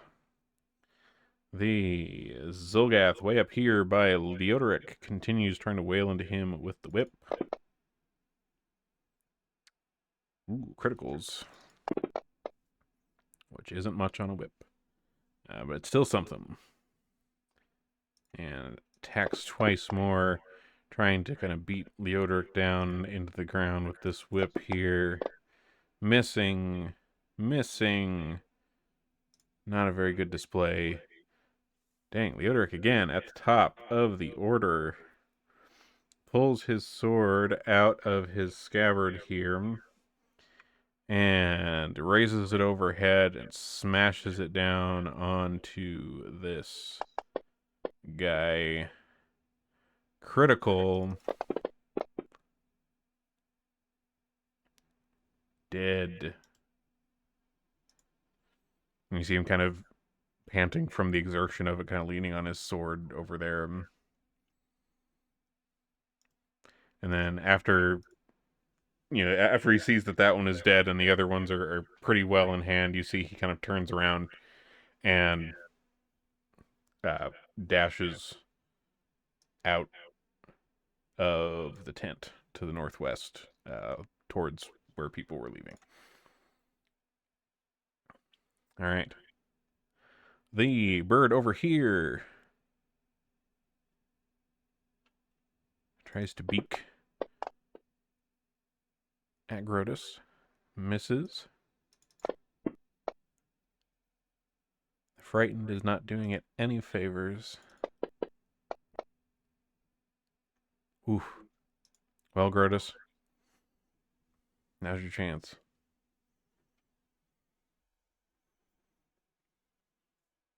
I'm gonna make it count.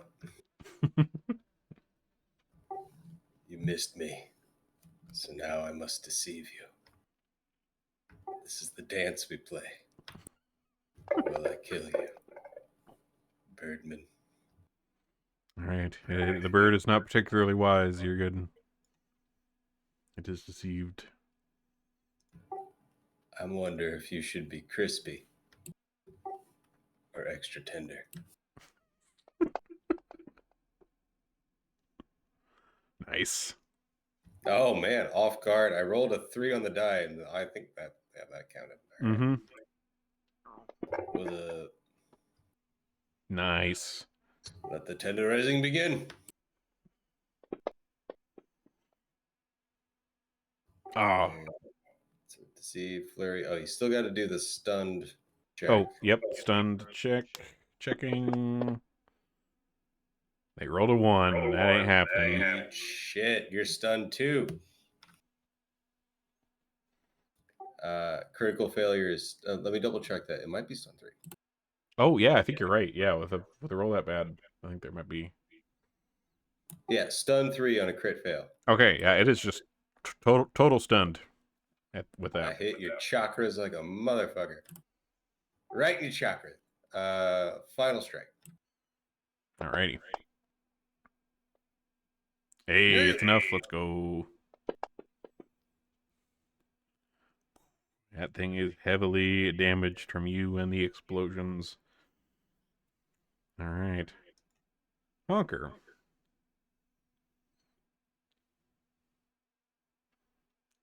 Only 2 Honker things remain. Will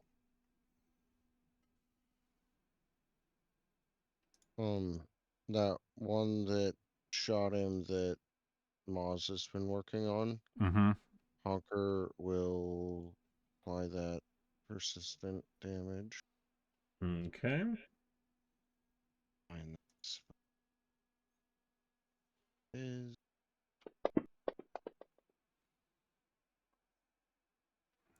Nice. All right. He lived through that. He did. Can I tell like which one of those two looks worse off than the other? They both look pretty They both equally look worse rough. off. Okay. They're both pretty fucked up. Okay, well I'll just move forward and eat the one that's by Grotus. So like I'll step forward and like as I'm stepping forward, my face is doing the growing thing where it splits in half and Yeah. I as one does. Yeah. The whole Full Metal Alchemist gluttony treatment. Yep. Mm-hmm. I love this spell because there's no attack roll. It's I eat your Yeah. food. I eat you. It's happening, except this is just how it is now. Yeah. Whoo!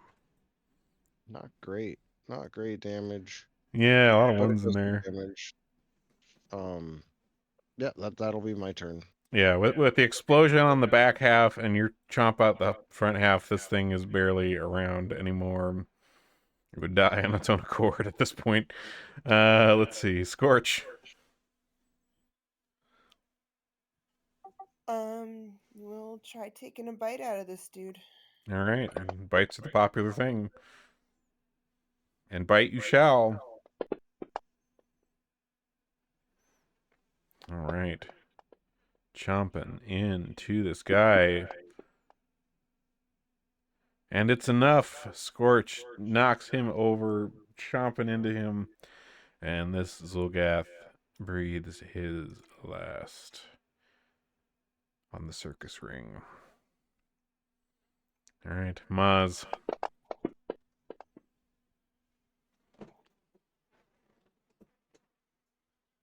I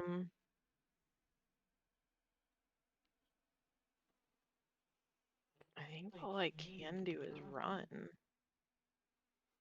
Because it's 45. That's almost double my speed. Yeah.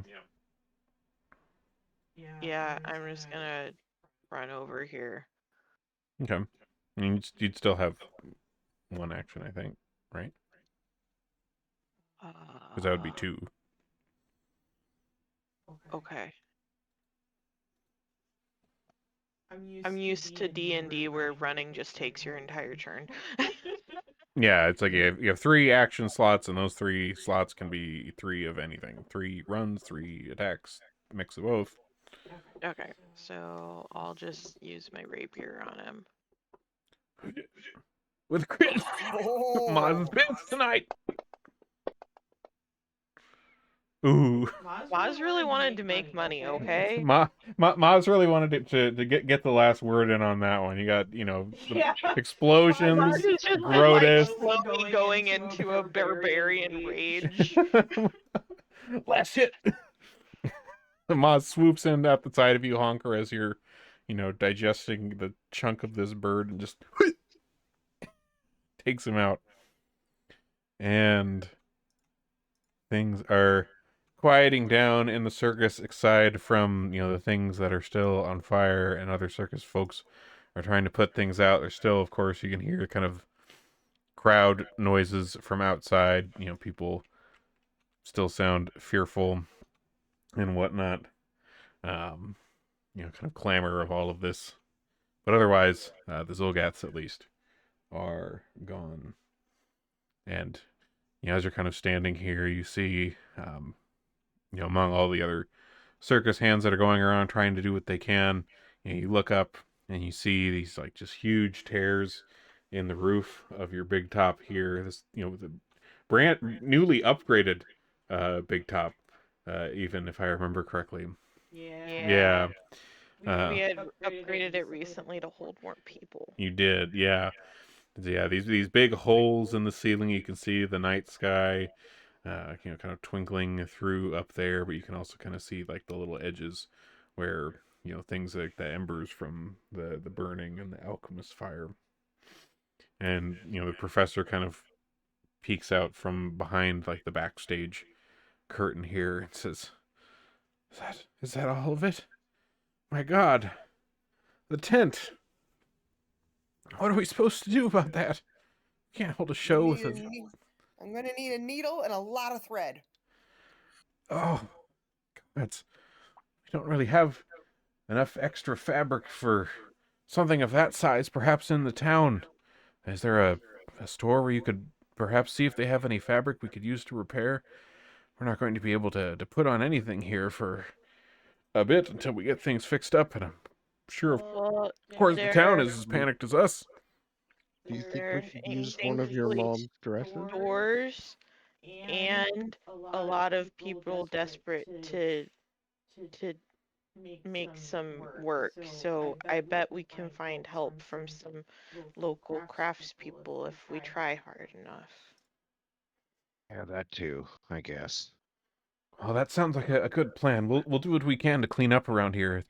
You know, the remaining fires and the damage. We'll see what we can do, and hopefully the townspeople are all right.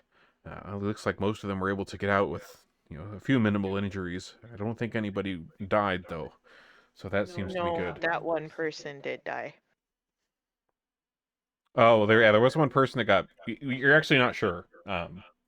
Yeah. You literally said you watch a town person die. Oh, that's right, I did. Never mind. One person did die. Wow. My bad. At least someone died, but otherwise injuries. But the rest of them managed to get out. So what are you guys doing? We're out of combat. Maz is gonna go around and check that all of the circus people are okay and see if anyone needs to be healed. I'll go with her. Okay. All right, so you go, backstage, and with the other circus folks, circus hands that are around. There don't really seem to be any serious injuries from them. Some minor burns and cuts and bruising and things like that, but nothing too drastically serious. But you do manage to go and help get people patched up, while some semblance of repairs starts at least in the area, and clean up, of course, with the all of the stabbing that happened.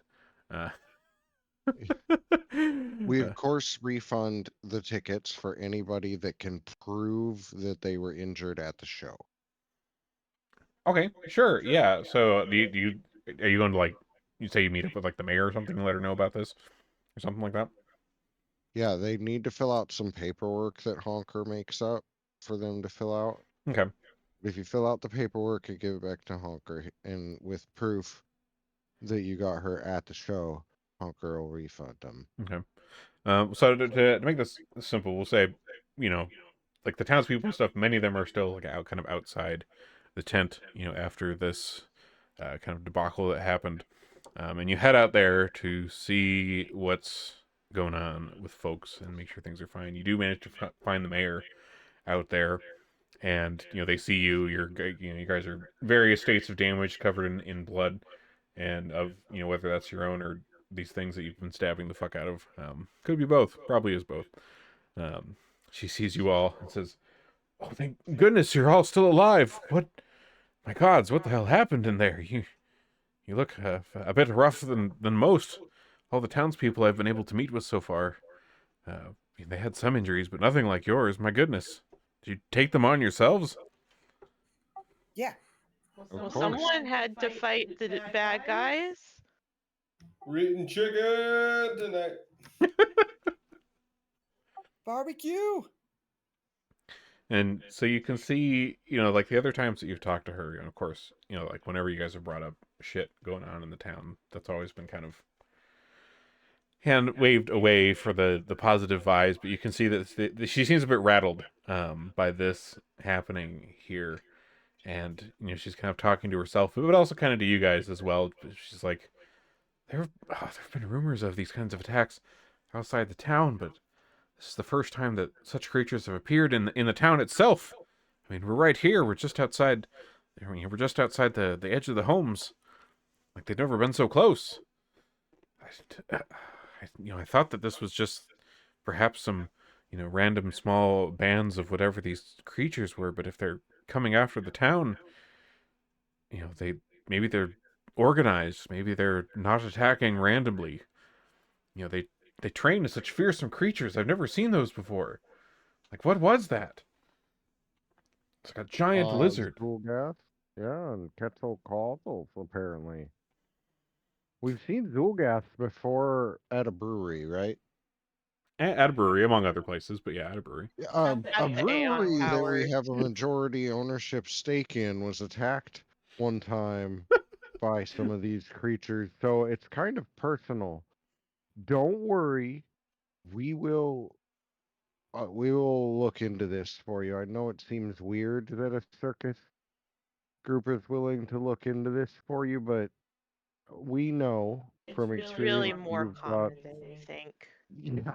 It's actually apparently a side business of most circuses. Go from town to town and save the city. And so that's really what we're here for. We come here, we share a message of love and peace and social medicine, and we'll save you. Do you know where they're coming from? Like, do you know much more other than they exist?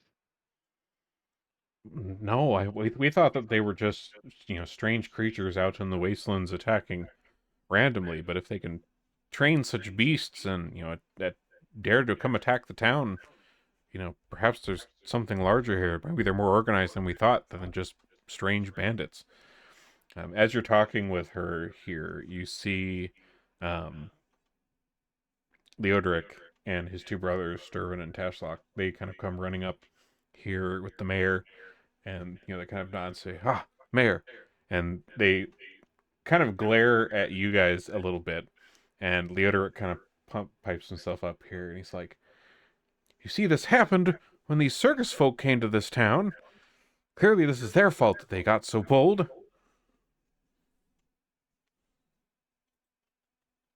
Maybe it's your guys' fault for ignoring things when they happen.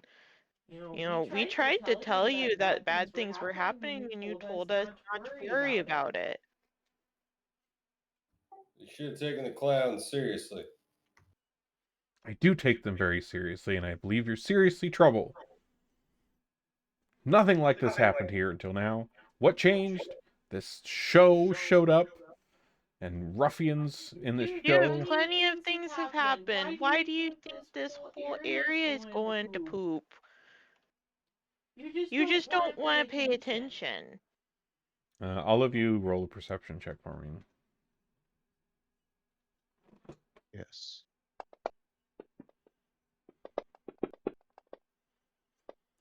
There's like other townspeople all around you here as you're talking with the mayor and the Banyan boys here, and they're kind of, you can hear the townspeople kind of murmuring among themselves, and Grotus, you managed to like pick up from the murmuring. You're very familiar with this kind of low mumbling type of speech.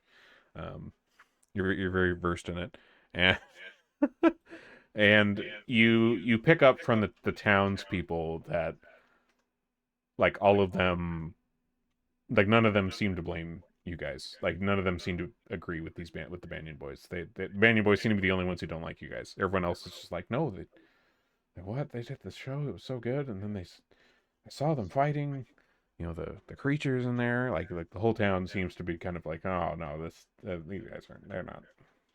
That's not right. That's not right. So as this, this is going on, and the mayor is kind of looking over at your tent there with the holes in the roof, and is like, certainly did a number on your tent. I assume that means you won't be able to perform for some time until it's repaired. Pretty much. We won't be able to do anything until it's fixed. Ah, well, so much for this taking people's minds off their troubles. I was really hoping that it would help, and I certainly thought it was. My mind was off the troubles until it all broke in through the ceiling. But we hope this doesn't dissuade you from leaving. We would like to have a good, proper show without an interruption next time. It won't be as good as this last one, but yeah, we'll do it. Do you have any materials for repairs of a tent of this size? We can use the skin from some of these enemies. Hunker's like, elbow deep into one of them, like trying to get the good pieces off. We don't have any more materials because we just recently used up all our extra tent fabric to make it bigger. And you can see the mayor kind of sympathizes with you guys here, and it's just like, oh, and a brand new one too. Please don't let this reflect badly on Willowside. I didn't want this sort of thing to happen. I hope this was an escape. Well, I mean, you can certainly check in town, but I don't even think the general store would have enough on stock for something like that right now. Hmm. You may want to check on the Densert family, actually. They live a little ways outside of town to the east. They have a manufacturing workshop where they manufacture canvas for work on their farm, and they've also sometimes, sold that to uh, through the sailors that come by for things with their sails and stuff like that. But it's actually, now that I think of it, I don't believe I've seen the Denserts for quite a few days. I mean, usually they do come into town and do some sales at the marketplace, and I see them from time to time when I go out and do my rounds with the townsfolk. But yeah, I haven't seen them, and everything's been so hectic lately. I didn't think anything of it. I got a little lost in the shuffle. So I guess if you need the canvas as well, give them a look for us, would you? Yeah, we'll try and figure out what's going on. And if there's any trouble, we'll help them get it sorted out. And then that way we can put on a real show. We're very sorry this happened during our show. Hunker and the rest of us feel very terrible about it. He said in word for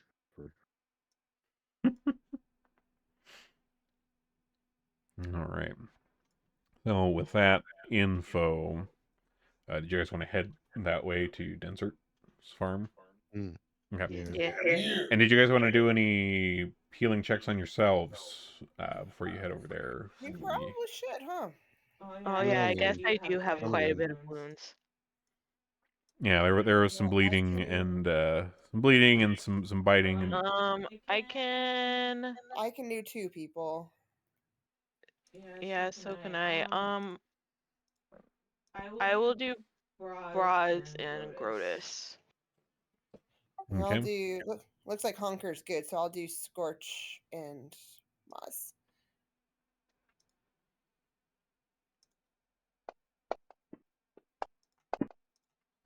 And that was a bad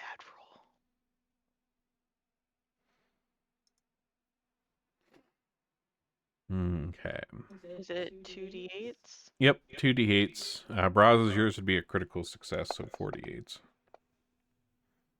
Okay, Braz and Braz. Did you just call him Groz? Oh, yeah.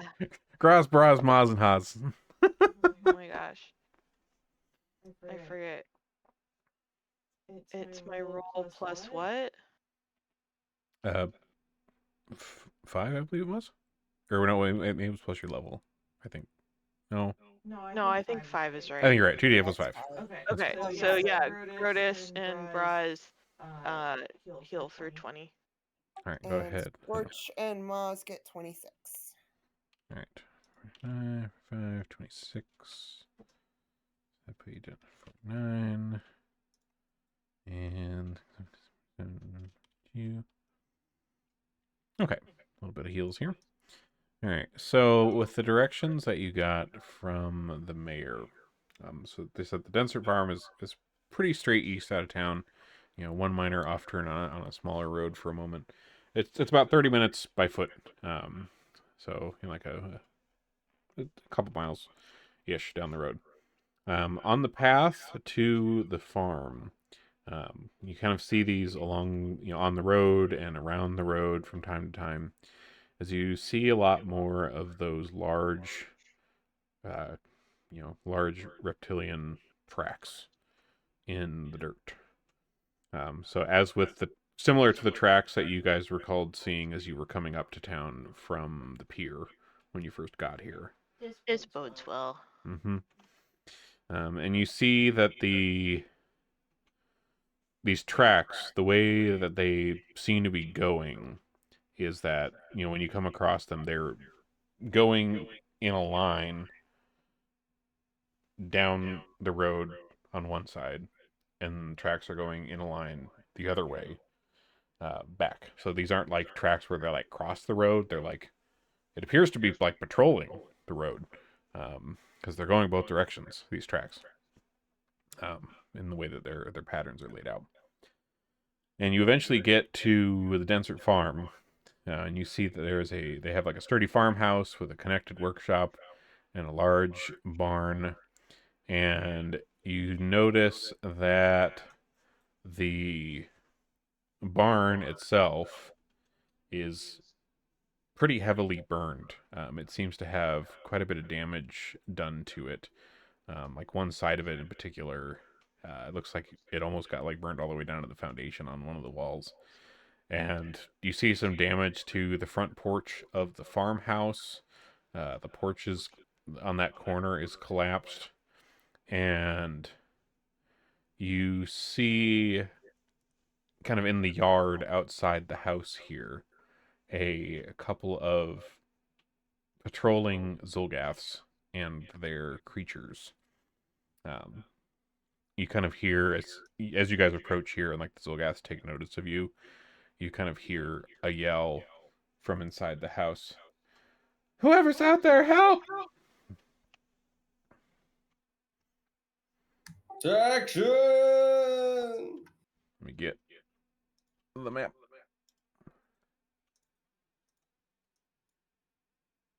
And let me get your tokens. Yeah, go ahead and roll up while I get you guys slapped into the map here.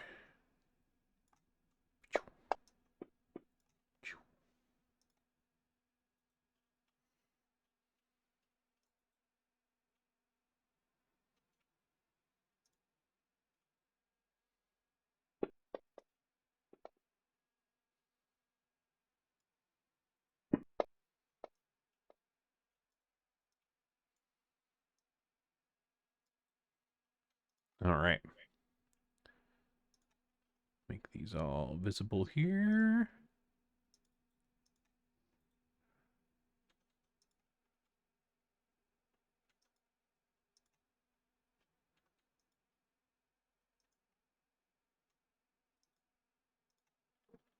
Oops.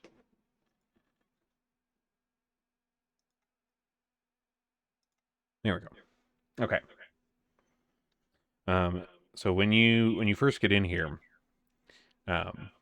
you've kind of caught these guys by surprise a bit. Like when they noticed you, they weren't expecting anybody to come out here. It seems. So we'll have a round of just you guys really quick for the surprise on these guys. You see, actually, like when you guys are kind of readying yourselves up to fight, the ones that are kind of further in the back between the farmhouse and the barn and stuff, you see them kind of, some of them try to like kind of duck down behind some of the structures and barrels and other things to like try to hide. You kind of caught them off guard here.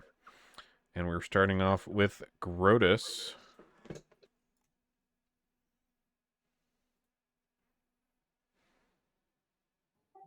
Going in.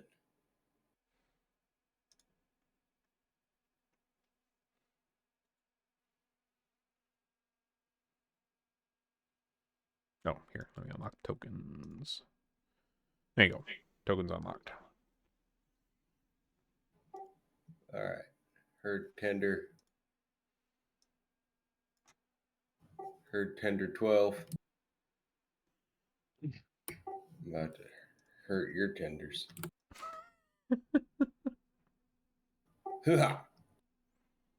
Stumbling straight. Alrighty.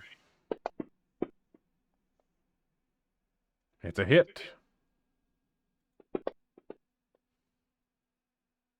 Make it a flurry.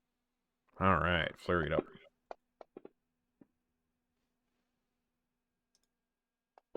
Critical. Nice. All right. Deception to make the last strike work. Okay.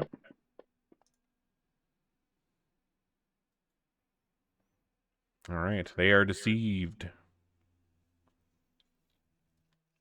And therefore off guard. Modifier applied. Make it happen. It happens. Hat trick, motherfucker. Strong start. All right. Laying into this unsuspecting Zolgath And dude. he can make his fortitude saving throw. Oh, yes, of course. It's 31. He rolls a... What's his fortitude? Okay, with that, it's a 32, so he passes. Adjustment. All right. Next up with that is Honker with the surprise. Surprise! It's Honker. Everything explodes. Right. Not quite.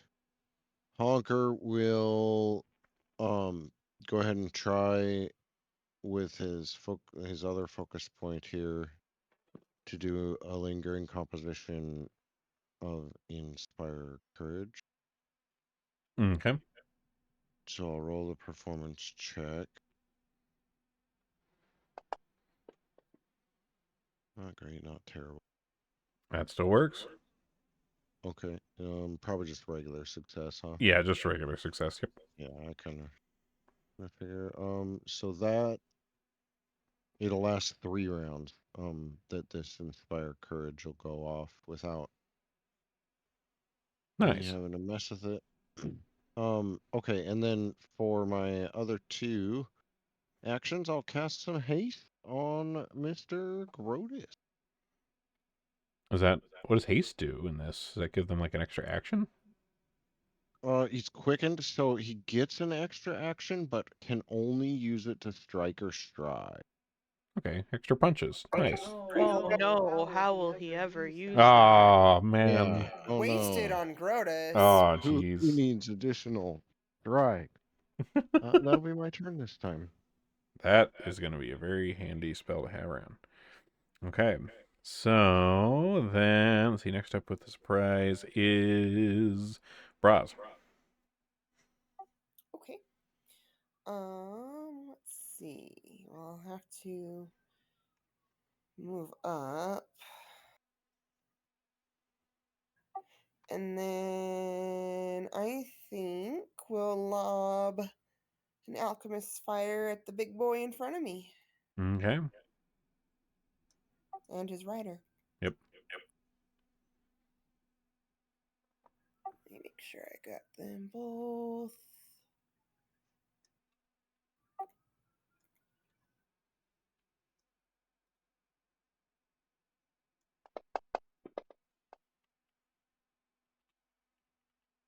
Nice.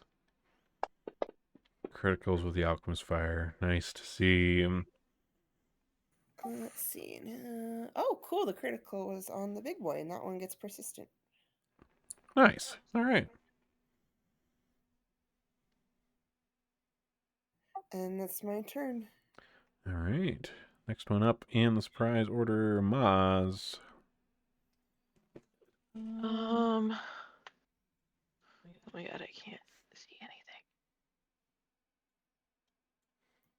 Oh my god. Open your eyes. Holy shit. There it all is. Ah, god damn it. I'm too far away to do the series of shit I was going to do. Oh, is it all like melee range stuff? Yeah. Because I have a whole bunch of bonus stuff for surprise attacks. You should be able to get to the guy right by Grotus.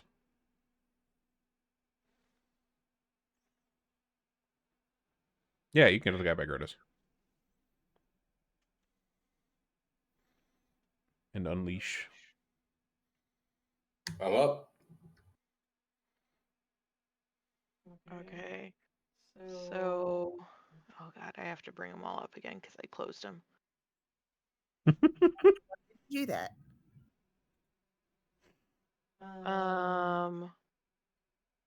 So because it's a surprise attack, none of them have acted, right?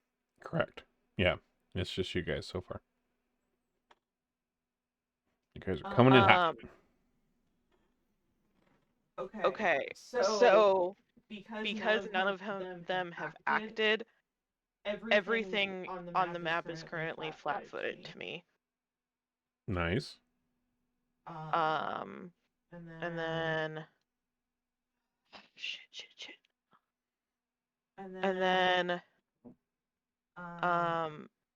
because they're flat-footed to me, I now take advantage to deal extra damage. Okay. And because I'm going to be using my rapier, which I am guessing is a finesse melee weapon, Correct. I deal an extra d6 of precision damage on top of that. Okay. Cool.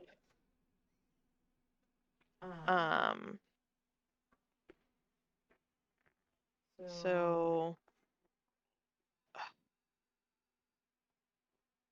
I'm trying to think how I do this. Well, I think I would just start with just like your typical attack, and then if it hits, then we'll deal with the damage of the attack, the extra bonuses from the surprise shit, and then the extra like whatever 6 or something you said it was. Okay, so that does hit. So we have the regular damage.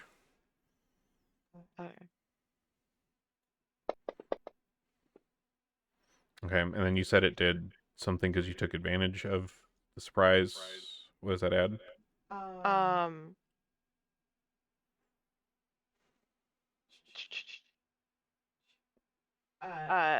So I take advantage to deal extra damage and deal an extra d6. Oh, okay, so you roll a 9d6. Okay, so go ahead and roll a d6. I'm pretty sure that's how to interpret that. Aw, dang. Okay, well, I'll go ahead and apply that. That could have been so nice. It could have been.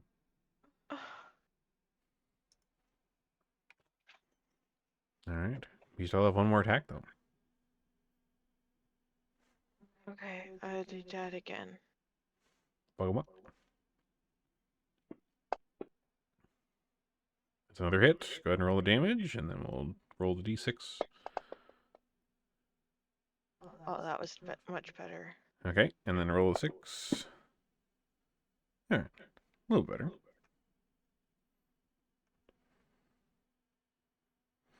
Okay, and then it's your turn, which brings us then to Scorch. What's Scorch doing? Okay, so we'll have Scorch come up to that dude.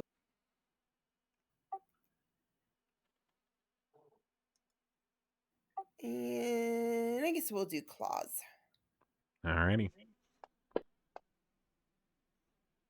It hits. Nice. And a miss. That's it. That's it. Alright. Can I ask a question about one of my feats that I forgot I took? Yeah, fire away. So I have opportune backstab, Okay. which says when when any creature within melee reach is hit by a melee attack from one of my allies, Oh. I can make a strike against the creature because it's considered a distraction. Cool. Okay. So how would I roll that? Okay. Well, it's a melee attack, so it's just you get to do a regular attack because they're getting bit by Scorch, so you're like, ha! So yeah, exactly. If any of my allies melee attack an enemy within my range, Oh man, I can everybody make a stand next to strike. Maz. I can make a strike against that creature. Yeah, just roll your like rapier attack like normal on the thing. Okay. Free damage, free critical damage. Let's Oh, go. hell yeah. Fucking hell. I 100% forgot that I even had that feat. That is a really nice feat. It's a really important one. You should probably stand by Grotus all the time. Yeah, just Dude, Maz and Grotus just. I really need to like be old and like print out a document of all of my shit. Honestly, me Enlarged too. print. I do On that. large Do it. print, sticky note, covering half the screen. Double space, 18-point font. Bold. Oh, you won't miss anything then. All right. Well, this Zolgath didn't know what was coming for him, and Wasted so much damage. now he doesn't have to worry about whatever it was anymore. It was a very successful surprise round. He got sprung. He got a little sprung there. All right. So with that out of the way, Grotus. Fucking jumped. We just jumped his ass. That's what He happened. really did. He got his ass jumped by clowns out of the woods. Like, if you want to just know like how this much damage damage I've missed by forgetting about that, this We is do an not wanna 8th think level about it. feat. Oh wow. I'm a little angry at you. Well, I guess this just means that Maz has a lot of backstabbing saved up. Just the whole time, just been charging the That's why backstabs. I'm rolling so many crits this session. I just have so much anger saved It's all saved up. All right. So and good. I'm very tiny. Not a lot of room to store all that. I'm just gonna keep wailing on these chicken tenders. Alrighty. These ones are different shape. These ones are Triceratops. Ooh. You don't know what a Triceratops is, but that's what they are. It's got three. It's tri-topped. I Yep. see it. It's got scales and horns and a tail. That's a lizard. Yep. That's all you need. Whoa. Nice. And then the stunning strike saving throw. Rolling up. They fail. They are stunned. That's to deceive them. That probably didn't work. Yeah, that one didn't work. They are stunned though. Final strike. Okay, that's my turn. Did you take into account the extra strike from Honker? I did not. Is that my lowest thing, or do I? No, it's subtract- just you're hasted, so you have like an extra action, so you can just punch more. I mean, like You the take it- attack modifier. You got to take it at like the 3 or whatever if you're on number 3 or. Okay, that makes sense. So just another 3 attack. Okay. Mm. Okay, there it is. Damn. It's worth a shot. It's got a 5% chance to be 100% chance of a hit, you know? Hell yeah. There you go. Exactly. All right, Honker, you're up. Oh, honker be honkin'. The Inspire Courage is still on, folks, so I'll leave that. Mhm. And so then that leaves me with 3 actions. That Lingering Composition. Yeah, that's Alright, actually really nice. so Yeah. I will. What can I do with 1 action? Oh, well, I can move up and what's my speed? I don't think I can move up too far. 25 feet, so I can kind of jump to browse here. Mm-hmm. Hey, buddy. And then Hey. I will, with my last 2 actions, I will toss a Blistering Invective at the Triceratops. All right. You know, I was imagining as as Honker's like walking up behind Braz, I'm just imagining that one scene of like Angela appearing under Dwight's like arm. That stuff, and he's just like, oh. Yeah, God. that's exactly kind of what I was going for with the hey, buddy. What's up? That is exactly what I thought of. It's just like, oh fuck. And then I just like look at that, and then I just kind of point at the Triceratops. I'm like, look at that fucking dumbass. It just starts bleeding out of one of its eye sockets from the insult. Oh, beautiful. Yeah, it failed there. Oof, all right. Very nice. Well, that'll be my turn. Okay, that brings us to the Zolgath on the back of the Triceratops here. It tries to maneuver the Triceratops that it's mounted on over in Grotus's direction. Yep. Yep. Come on. Well, okay, I'll just leave him there. Whatever, he's fine. All right, and he pulls out his whip and tries going after Grotus here with a hit. And a second hit. Miss. All right. Zolgath in the back. So this Zolgath back here, down to the south. It's not actually riding the Triceratops with where it's at. It's next to a Triceratops. It was not on it at the time that you guys all walked up here. And, it kind of reacts in surprise, seeing you guys come in, instantly gank his friend. And dressed in kind of blood-soaked clown get up still from earlier. We're fools, but we're efficient. Yeah, this is a sight. It's a sight to see. And he pulls out his composite short bow and aims at Maz.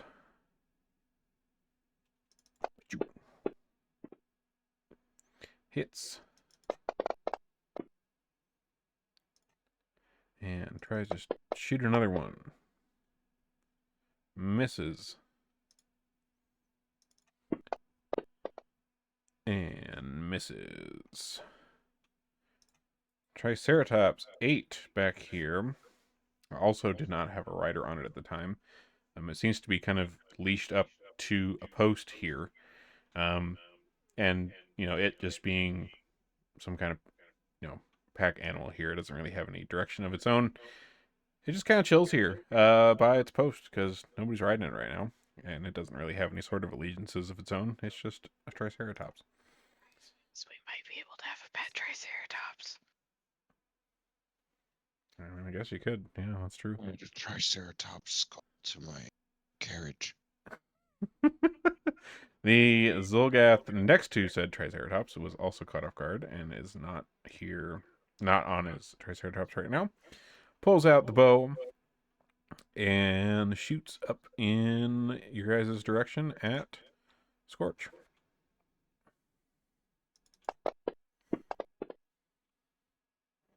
With a hit.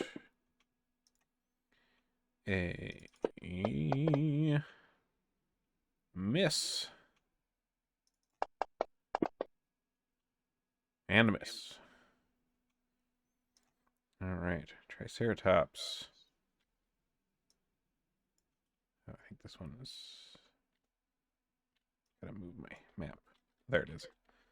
That one is also leashed to a post and doesn't have anybody near him and is just doing Triceratops stuff. Eating the grass.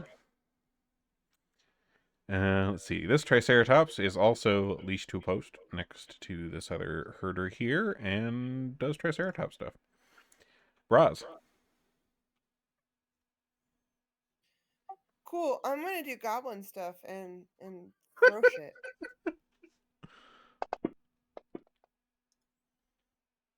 Oh, nice. Man, these criticals tonight. Woo! Very nice. And the persistent damage still ticking away, of course. Still a hit in there. You know what? We deserve all your critical. Yeah, no, damn right we do. All right. Yeah, my turn. That's how goblins do. Hell yeah. Speaking of goblins, do Maz what you do. Me do. I'm gonna go be best friends with Grotus. Grotus has seen the benefits of this friendship. You two will bloody things. Me and Honker will blow shit up. Oz is gonna target that dude. All right. And she's gonna use her stabby.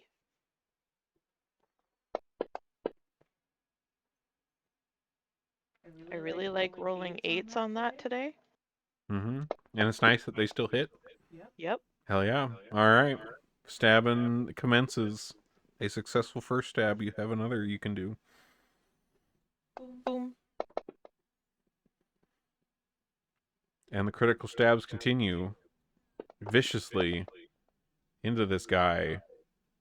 The rider is down, and he kind of hangs limply in the little saddle thing on this Triceratops. Apparently, we were angrier about our circus getting interrupted than originally we thought. Well, look, that's our business, and they're messing with our business. They can't do that.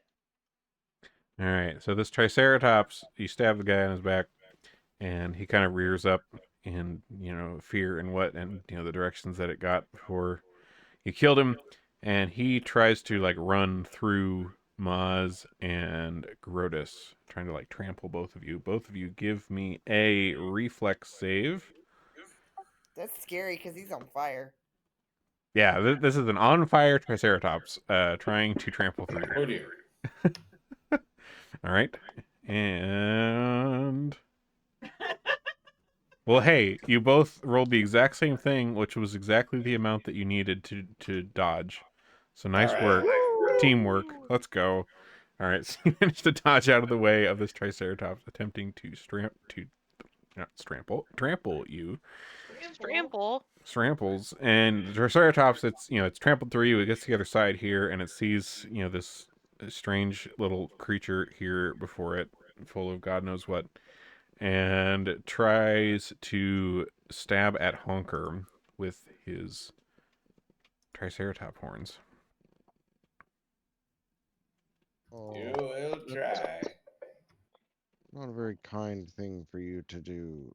Well, he tried and he missed. Mm. To be fair, Triceratopses are pretty decently large, and Honker is a small target to try to hit with a horn. All right, persistent damage on that Triceratops goes, and Scorch. Yeah, okay. Oh, let me delete this guy because he's dead. Guess we'll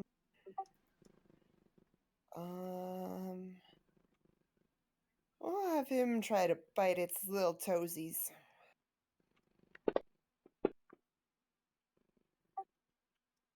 And let's try Toesies that remain again. unbited.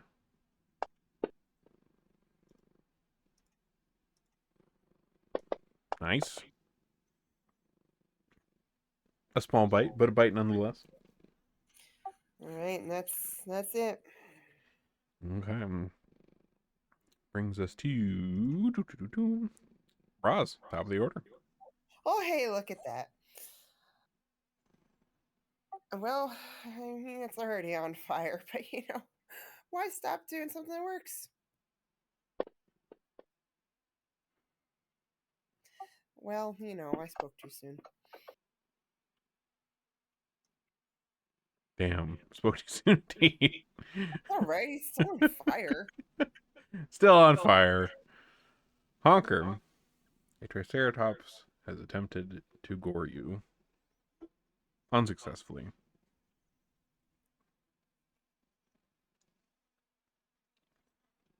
Are you gonna put up with that? Yeah, I am actually. Because Honker sees like those other ones down south and kind of worries about him a little bit. So he'll move speed down there. Perfect.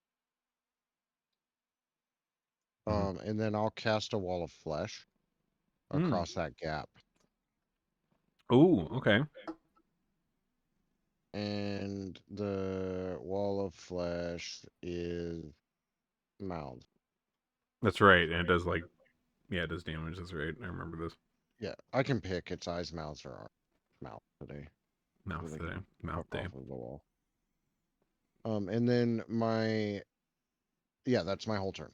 So I move. All right. And does it do like the damage on their turn that happens?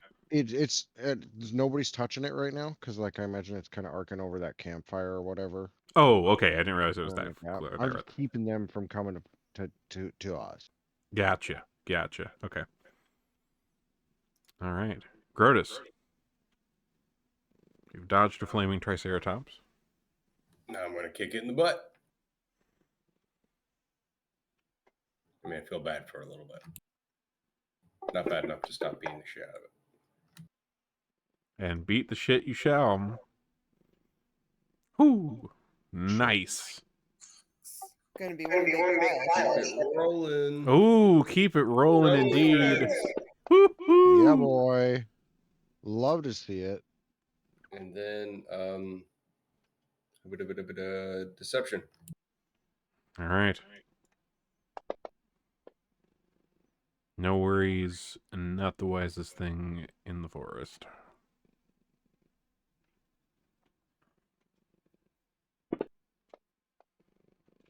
Hey, ooh, I saw that hang there for a moment. No way that just happened. Triple critical. Critical hat trick. Let's go. And it's dead. And you still technically have one action because of haste.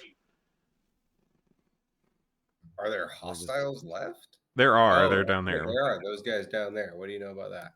They are behind a wall of flesh that Honker just conquered, but they are down That's there. true. Okay.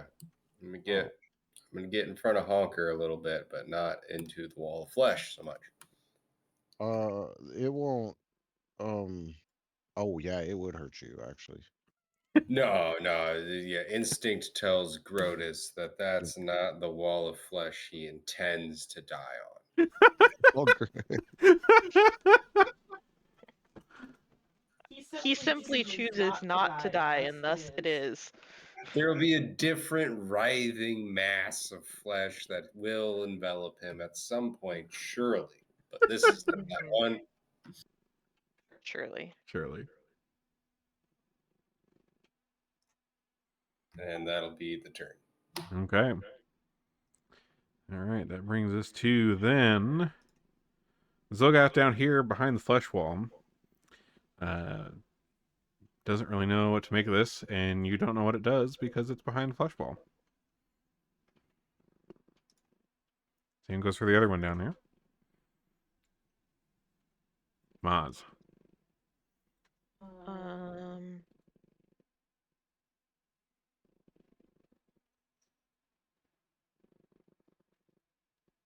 Their sirens are going off below me. Yeah, mine too. She's gonna follow Grotus and then do a quick field medic on him and herself.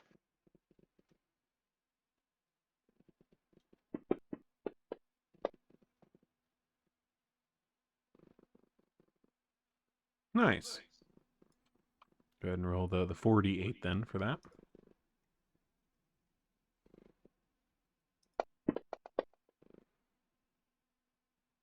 $25. Nice. You said that was to Me and Grotus. All right, Grotus, go ahead and heal yourself for 25 then.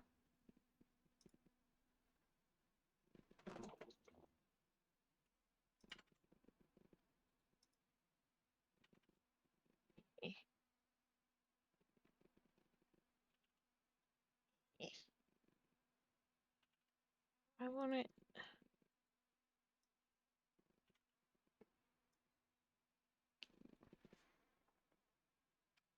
Here, I'll fix it. Oh, it's because you're changing your HP. You gotta change your wound. Yeah, I tried to change my wound too, and then it wouldn't work.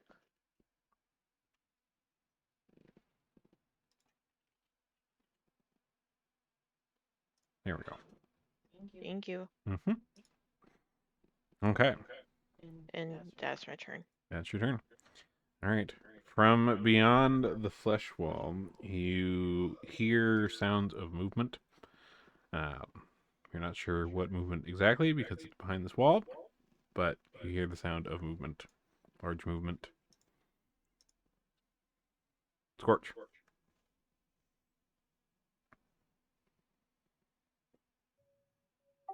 I'll have Scorch move up. So that's really all he can do. Okay. Which brings us to Braz. Quick question. Yes. Where is the house in relation to the wall of flesh? The house is the west building. And the barn that's got like burned for a bit of it is the building to your east.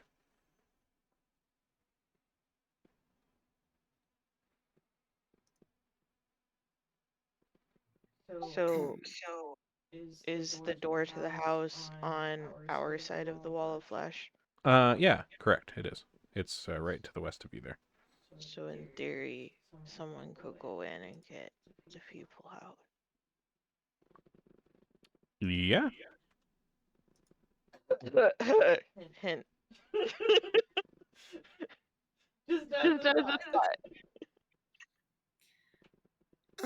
Braz is gonna move up.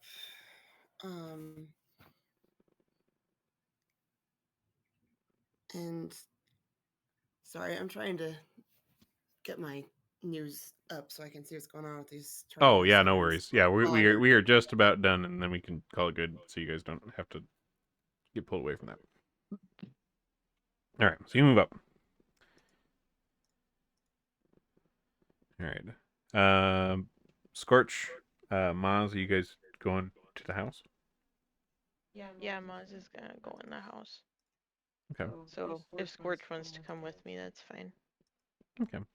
Yeah, I'll send Scorch with her. Cool. All right. So you bust in through the front door, which was like kind of barred up a bit with some boards on the outside, keep the people in there. You bust through, and you see the family in here, who they seem to be kind of bound up a bit, kind of in the middle of this living room area. And they see you bust in, and you hear the one that had managed to get the kind of cloth gag in their mouth out of it. It's like, oh, thank you, thank God, you saved us. And you see me go over and like release them. Yeah, she's gonna go over and cut their ropes off and stuff. Okay. More like under new management. Nah, I'm just kidding. We're letting you free. All right, and Gross, what are you in there with them? Since the wall's over here. They're on the other side of the fleshy wall. No, we went in the house. Yeah, they went in the house to the west. Because the Zolgas are trapped behind the wall. Yeah, there's Okay. currently the wall of flesh in between you guys and the other creatures that were here. Okay, good. Grota's in the house. Grota's in the house. Okay. All right. Watching the door. Make sure we don't get trapped. All right. You hear movement things on the other side of the wall. Honker, what are you doing?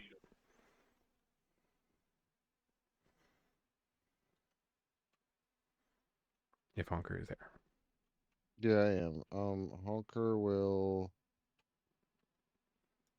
move.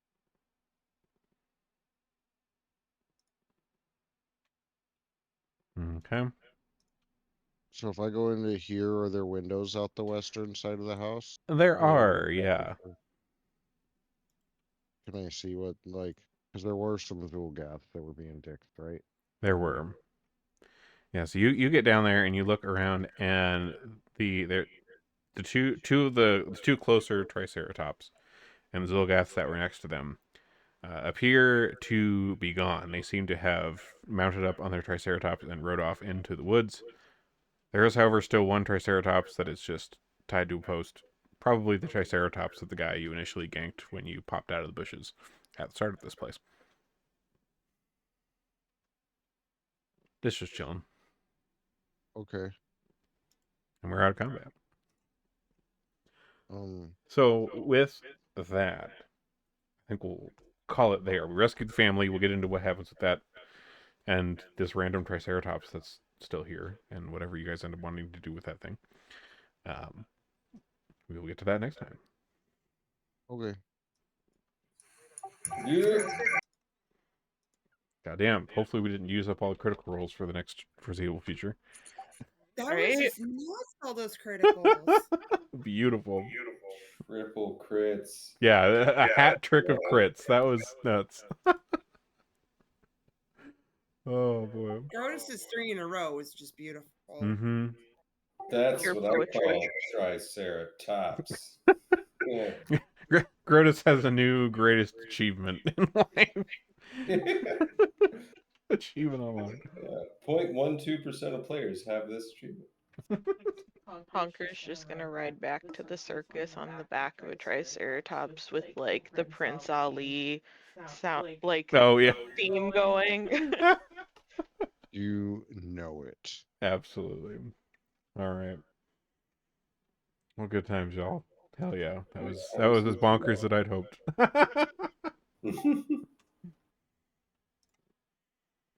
Track, good evening. Hell yeah. Talk to you guys later.